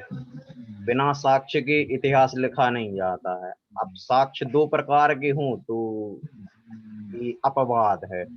उन्होंने जैसे अपना लिखा है तो वो श्वेतांबर मतानुसार लिखा है, और ये हम लोग जानते हैं कि दिगंबर में से ही श्वेतांबर पंथ निकला है, लेकिन हर जगह की अपनी अपनी व्यवस्थाएं हैं। जैसा कि बता था कि काल भाव है, तो वो हर जगह, जैसे अगर अपन क्या बोलते हैं आपके गुजरात तरफ जाएंगे तो वहाँ पे हम लोग दिगंबर बहुत कम मिलेंगे, श्वेतांबर पंथ ज्यादा हैं, और हमारे यहाँ दिगंबर पंथ ज्यादा है। हाँ, तो क्या होता है कि जहाँ की जैसी व्यवस्था है तो उसमें उसी के अनुसार ही अपन को चलना चाहिए। बाकी इस पे अपन जितनी ज्यादा बहस करें उतना कम है, और और ये देखिए डिबेट का मुद्दा है ये। हाँ, बहस करने में कई बार क्या होता है वो ज्यादा तार्किक हो जाती है, हम हाँ, समाधान पर जाते नहीं है और हमें भेद होता है। क्या है ना सर कि आज से लाखों साल पहले जिन लोगों ने बोल दिया था कि एक बूंद अनछने पानी में 36,400 जीवाणु होते हैं, और वैज्ञानिकों ने अभी 5-7 साल पहले ही सिद्ध किया है। अगर ये बात हम लोग बोल रहे थे तब उन्होंने स्वीकार नहीं की, जब उन्होंने सिद्ध कर लिया तब स्वीकार किया। वो तो होता ही है। अब एक और, जैसे हम लोगों के शास्त्रों में पारस पत्थर का जिक्र होता है, तो पारस पत्थर की मतलब जो क्या बोलते हैं या जानकारी माने या जो कुछ भी है, तो हजारों साल पहले मतलब तो तब से हम लोगों के इसमें चल रहा है। लेकिन वैज्ञानिकों ने अभी माना है कि हाँ पारस पत्थर भी होता है, क्योंकि उसमें एक अणु दूसरे अणु से जब जाता है तो उसका वो रूप दे देता है। विज्ञान क्या है, वो तथ्यों के आधार पे सब प्रमाणित करता है। हाँ, और तो हमारे शास्त्रों में ऐसा नहीं है कि हमारे वहाँ विज्ञान नहीं था, बट हमारी परंपरा में जो विज्ञान था वो सारी विधियां कहीं ना कहीं मिटा दी गई, कहीं ना कहीं गायब कर दी गई, तो हमारे पास वो सब है नहीं तो यार, यदि माने ना सर, तो आज से पहले भी कई सालों मतलब अपनी जो चिकित्सा पद्धति थी या शिल्पकारी थी, टेक्नोलॉजी थी, बहुत आगे थी। सही आज बात यदि हम खजुराहो का उदाहरण देखें, अगर दक्षिण भारत में जाएं तो पत्थरों को कैसे उस समय पे मतलब ऐसे साधन भी नहीं थे, फिर भी उन्होंने कितनी बेहतरीन तरीके से नक्काशी की है। रोटी रखी। तो हम क्या माने कि पहले के समय में भी मतलब टेक्नोलॉजी के अभाव में भी लोग बाग ऐसा काम करते थे। यदि अभी बहुत सी चीजें ऐसी हैं कि अब क्या है कि अपना इस समय अपन लोग वैज्ञानिक तथ्यों के आधार पे ही माना जाता है। तो होगा उस पे भी कहीं ना कहीं उसका भी तोड़ निकलेगा। चलिए, कोई सवाल है हमारे मित्रों में से, या कुछ शेयर करना चाहते हैं कोई? जी सर, मुझे पूछना था हाँ शालिनी जी। सर, इस बार जो मतलब पिक्चर आई थी वो थोड़ी कम समय की थी, और मैंने 15 मिनट की जगह वो 20-20 मिनट देखी, तो मेरा नियत कार्य में एक दिन वो कम हो गया। अच्छा, ठीक है रागिनी। तो ठीक है सर ये नहीं सर, ये बात जानी थी, जैसे एक दिन कम मतलब काम तो मैंने मतलब उस मूवी को पूरा देखा और पूरे हर पार्ट का रिव्यू दिया है, तो सर जैसे एक दिन कम होगा तो वो मतलब मेरा पूरे सप्ताह का नियत कार्य जाएगा कि जैसे कम में जाएगा? नहीं, पूरा देखिए, पूरे सप्ताह का ही जाएगा शालिनी जी। आप ऐसा मन में भाव मत रखिए। जो नियत कार्य कर रहे हैं उनको तो कुछ कहना है ही नहीं, जो नहीं कह रहे हैं उनके लिए ये पूरा संदेश समझ जी, गए। आपको बता दें शालिनी मैम कि जो हमारा जो नियत कार्य होता है उसका उद्देश्य ये है कि जैसे सप्ताह से दूसरे सप्ताह अपन प्रशिक्षण करते हैं, तो जो एक सप्ताह का गैप रहता है वो आपको देते रखे, आपको आभास होता रहे कि हाँ हम इस प्रशिक्षण कार्यक्रम से जुड़े हुए हैं, ये हमारा अगला स्टेप है, हमें ऐसा कार्य करना है। तो एक तार बनाने के लिए नियत और कार्य दिया जाता है। नीरज जी, ऐसा है कि नियत कार्य से हम ये भी देख रहे हैं कि काफी सारा बदलाव हम लोगों में देख पा रहे हैं, है ना? लोगों के सामने बात रखने में इतनी हिम्मत नहीं थी जब ये कार्य करने से हुआ, अब आसानी हो गई, हिम्मत बढ़ गई है, एक मिलता है, हम लोगों की समझ को पहचान पाते हैं, लोगों से बात कर पाते हैं, ये बहुत अच्छी बात है। और मूवी के साथ हमारा जो नजरिया बनता है जीवन को देखने का, वो भी बहुत हमें उपयोगी रहता है। चलिए, बहुत अच्छा। और कोई मित्र है, किसी को कुछ सवाल है? मुझे अच्छा लग रहा है कि आप और आगे 20 मिनट, 9 बजे तो हमारा सत्र पूरा हो जाता है, बट 20-25 मिनट अपने लिए दे रहे हैं, अच्छी बात है। पूनम जी ने हाथ बढ़ाया है, पूनम जी बताइए। हाँ सर, नियत का मेरा भी मूवीज का हुआ था, वो दूसरे ग्रुप में हो गया ना, तो इस चक्कर में मुझे लगता है 14 दिखा रहा है। चलिए मैम, उसमें करेक्शन करा लेंगे हम लोग, आप कर लेंगे, गिल्ट फील ना करें। वो ग्रुप में नहीं थी ना, इसलिए वो नोट नहीं कर पाए, ठीक है ना? वो मेरी जिम्मेदारी है, वो हम करवा लेंगे। और आप पहले मैंने किया था, बस 3 दिन का रह गया था, तो मैंने ग्रुप में 3 दिन का कार्य एक दिन में कर दिया था मैंने। बढ़िया। नहीं, बट आप ऐसा कीजिए कि रोज का रोज कीजिए, कुछ लोगों की ऐसी आदत है कि 3 दिन का एक साथ कर लेते हैं। हाँ, रोज का रोज मुझे मालूम है, तो ठीक है। चलिए, प्रॉब्लम आ रही थी, समय नहीं दे पा रही थी, इसलिए मैंने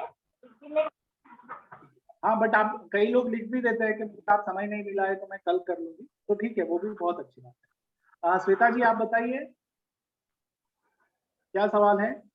जी सर, जय श्री सर, मैं नियत कार्य के लिए अभी काफी लोगों को बहुत कंफ्यूजन हो रहे हैं और काफी लोग परेशान भी हो रहे हैं, तो मैंने एक सजेशन रखा था अभी ग्रुप में कि सर आज का दिन तो संडे का निकल जाता, क्लास के बाद तो जो फीडबैक फॉर्म रहता है वो भर देते हैं, बाकी जो नेक्स्ट संडे रहता है उस संडे को आप लोगों को अपनी पीपीटी और पूरी प्रिपरेशन करनी पड़ती है, तो कई बार रागनी जी का छूट जाता है, नेक्स्ट टाइम मेरा भी छूट गया था, तो सर अपन मंडे टू सैटरडे करें और सैटरडे को जो आप 2 वीडियो नेक्स्ट सेशन के लिए डालते हैं हम वो देख लेंगे, तो ये जो प्रॉब्लम हो रही है उसका सॉल्यूशन हो सकता है शायद। हाँ, नहीं श्वेता जी, आपको देखिए, हम जो कार्य कर रहे हैं ना, वो ऐसा है कि उसमें हो सकता है कि मुझसे भी कुछ गलतियां हो जाती हो, और वो संभावना रहती है, बट हमें उसको गलतियां के रूप में ना देखकर उसको हमें एक अपने, खासकर मैं अपने लिए बात करता हूँ कि अपने आप को कुछ बदलने का तरीका है वो देखना।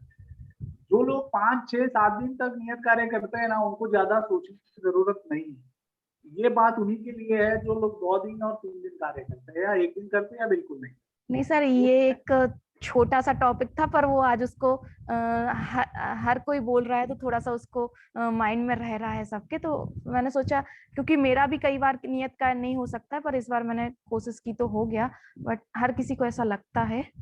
मैं ग्रुप में रख देता हूँ ये बात को, और अच्छे से इस बार रखेंगे और सब लोग भी करेंगे, और अगली बार हम उसको नोट भी इसी तरह से करेंगे, ठीक है? जी सर, थैंक यू। धन्यवाद। और कोई सवाल है? आप नियत कार्य के अलावा कोई सवाल है तो बताइए। नियत कार्य कोई बड़ा प्रॉब्लम नहीं है, हाँ, बस आप सिर्फ करते रहे, अगर आपका नोट करना रह जाए, लिखना रह जाए ग्रुप में तो चलेगा, बट नियत कार्य कर लिया है वो बहुत, ठीक है?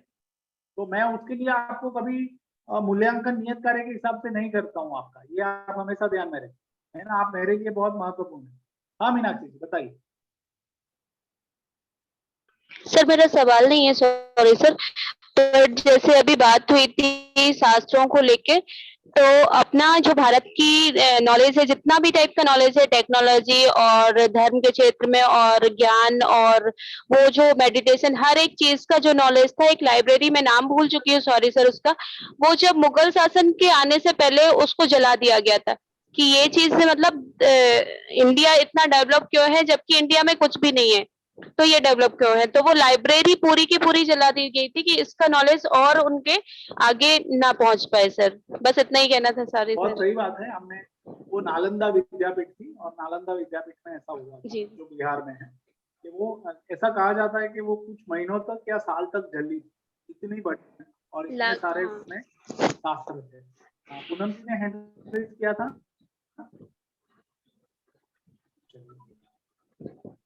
ठीक है पल्लवी जी, आप अपनी सेहत का ध्यान रखें। ठीक है, जरूरी है, सेहत स्वस्थता होनी बहुत जरूरी है। और कोई सवाल है मित्र, शिक्षक मित्रों में से किसी का? हाँ पल्लवी जी ने लिख दिया नालंदा। सर मुझे भी ये कहना था कि जैसे बात हुई थी कि वो चेंज है कि भगवान महावीर की शादी हुई थी, ये लगभग सभी जगह आता है सर, मतलब सभी बुक्स में आता है। और सर जो भी पब्लिकेशंस की बुक्स छपती है, मतलब वो चाहे सरकार मतलब राज्य सरकार प्रिंट करवाए या फिर कोई प्राइवेट पब्लिकेशन, ये सभी सिलेबस उठाते हैं एनसीईआरटी की बुक से। और यदि मतलब हम चाहे सर तो एनसीईआरटी जो मतलब सिलेबस देती है अपना किसी भी चीज के बारे में, जैसे भगवान महावीर की शादी के बारे में, यदि सर हम वहां एनसीईआरटी को साक्ष्य दें या सीबीएसई को साक्ष्य दें कि ये जो मतलब जानकारी है वो गलत है कि भगवान महावीर स्वामी की शादी हुई थी या फिर उनकी पुत्रियां थी या पुत्र थे, तो सर ये चीज तो बदली जा सकती है ना सर। तो इसके इसमें कुछ प्रयास नहीं हो सकता? हाँ सही है। तो देखिए ऐसा नहीं है कि मैं, आपने जो बात रखी ना शालिनी जी, मैं ऐसा नहीं मानता हूँ कि किसी ने इसके लिए प्रयास नहीं किया हो। आप जरा ढूंढना, बहुत सारे प्रयास हुए होंगे। ठीक है, और सर अगर प्रयास तो हुए होंगे। हाँ तो ठीक है, अभी भी हम प्रयत्न तो कर ही सकते हैं, इसमें क्या है। जी सर। है ना, तो आप एक चिट्ठी लिखिए एनसीईआरटी को। जी हाँ, एक चिट्ठी लिख के बताइए कि भाई ऐसा है, मेरी समझ में ऐसा है, हमने ऐसा ऐसा ऐसा ऐसा पढ़ा है। ठीक है, और ऐसी ऐसी हमारी धार्मिक ग्रंथों में अवधारणा है, तो आप ये गलत है, आप बताइए, उत्तर दीजिए इसका, और वो देंगे उत्तर, ऐसा नहीं है कि वो नहीं देंगे। यस सर, वो आरटी के तहत देंगे उत्तर सर। क्या है ना शालिनी मैम, कि जो जनगणना होती है वो अपने यहाँ पे जैन के आधार पे होती है, दिगंबर और जी सर। श्वेतांबर के आधार पे नहीं होती है। अच्छा, जो उनके पास साक्ष्य हैं वो श्वेतांबर मतानुसार हैं। अब वो श्वेतांबर भी जैन आते हैं, तो उसी के आधार पे उन्होंने जो पुस्तकों में लिखा है। अभी यदि आप श्वेतांबर ग्रंथ पढ़ेंगे ना, उसमें बहुत सी ऐसी अपवाद हैं जो जैन सिद्धांत के दायरे में नहीं आते हैं, लेकिन फिर भी हमें स्वीकार करना पड़ता है। तो हाँ, इसकी अपन पहल कर सकते हैं, इसका खंडन कर सकते हैं, लेकिन नहीं सर, जैसे कभी सुनने में आता है कि मतलब एनसीईआरटी की जब सिलेबस में चेंजेस होते हैं या जब इतिहास में कोई भी चीज मतलब बदली जाती है, तो जो चीज पहले कई सालों से चली आ रही थी बुक्स में या फिर अलग अलग जगह पे, यदि हम उसका वो प्रमाण देते हैं या मतलब कोशिश करते हैं कि इस चीज को बदला जाए, तो वो बदली भी तो हाँ जाती बिल्कुल है सर। बिल्कुल मैम, बदलेगा यदि जब दोनों पंथ की लोग इसका खंडन करेंगे तब। मैं आज है ना ग्रुप में एक वीडियो रखता हूँ जो अभी अभी आया है, तो वो वीडियो में नया जो सिलेबस बन रहा है ना, उसके लिए सुझाव मांगे गए हैं। ठीक है, तो 14 अगस्त तक की डेट है सर। हाँ, तो 14 अगस्त तो अभी दे रहे हैं ना, तो आप लिख के भेजिए ना उसमें। सर उसमें हमने सर हिंदी का सुझाव दिया था, हिंदी के उसमें, तो ये भी हिंदी भाषा के उसमें, तो इसमें ये भी दे दीजिए, उसमें क्या है, बहुत सारे लोगों ने दिए सुझाव। मैं आज ग्रुप में रखता हूँ वीडियो, वो देखकर आप सभी कर सकते हैं। ठीक है, ओके सर। चलिए बढ़िया। मीनाक्षी जी बताइए। सर सॉरी सर, मैं बीच में हैंड किया, बट जब श्वेता जी जो बात बोल रही है, नीरज जी को यदि याद हो तो वो स्कूल में आए थे मेरे, और वहां से हम लोग का पाथवे का ट्रेनिंग था तब, शायद नीरज जी आपको याद होगा, तब मैंने ये क्वेश्चन लिया था, और जवाहर जी भी थे, उन्होंने बताया था कि ये गूगल पे आप लोग को यदि ये नॉलेज के बारे में आपको डालना है तो वहां एप्लीकेशन डालनी पड़ेगी, उसके बाद पूरा सर्च होगा। और सेम यही था कि ये श्वेतांबर और दिगंबर की वो लेते हैं कि श्वेतांबर का ज्यादातर ये लिया जाता है, जितना भी नॉलेज है श्वेतांबर ग्रंथों से लिया जाता है। तो यदि अपन को आगे बढ़ना है तो एक वैसे ही एकता वाली चीज, तो ऐसा करके जितना भी वोटिंग होगा तब जाके कुछ ना कुछ हो सकता है इसका, नहीं तो ये ऐसे ही चलेगा। मैंने कोशिश किया बट इतना मुझे नॉलेज नहीं था, उस समय कुछ भी नहीं हो पाया। मैं आज एक वीडियो देख रहा हूँ, सॉल्यूशन यही है लगता है तो आपको बात रखिए वो लिंक के माध्यम से। ठीक है, चलिए बढ़िया। तो अभी मुझे लगता है कि कोई सवाल नहीं है, हम समाप्ति की ओर बढ़ते हैं। मैं रागिनी जी आपका बहुत बहुत धन्यवाद करता हूँ, आपने बहुत अच्छे से आज अपनी बात रखी, बहुत बहुत धन्यवाद। और अगली बार हम थैंक यू सर, काम करेंगे। जय जिनेंद्र सभी को। जय जिनेंद्र। नीरज जी जय आप जिनेंद्र। के लिए। जी जी, जय जिनेंद्र, शुभ रात्रि।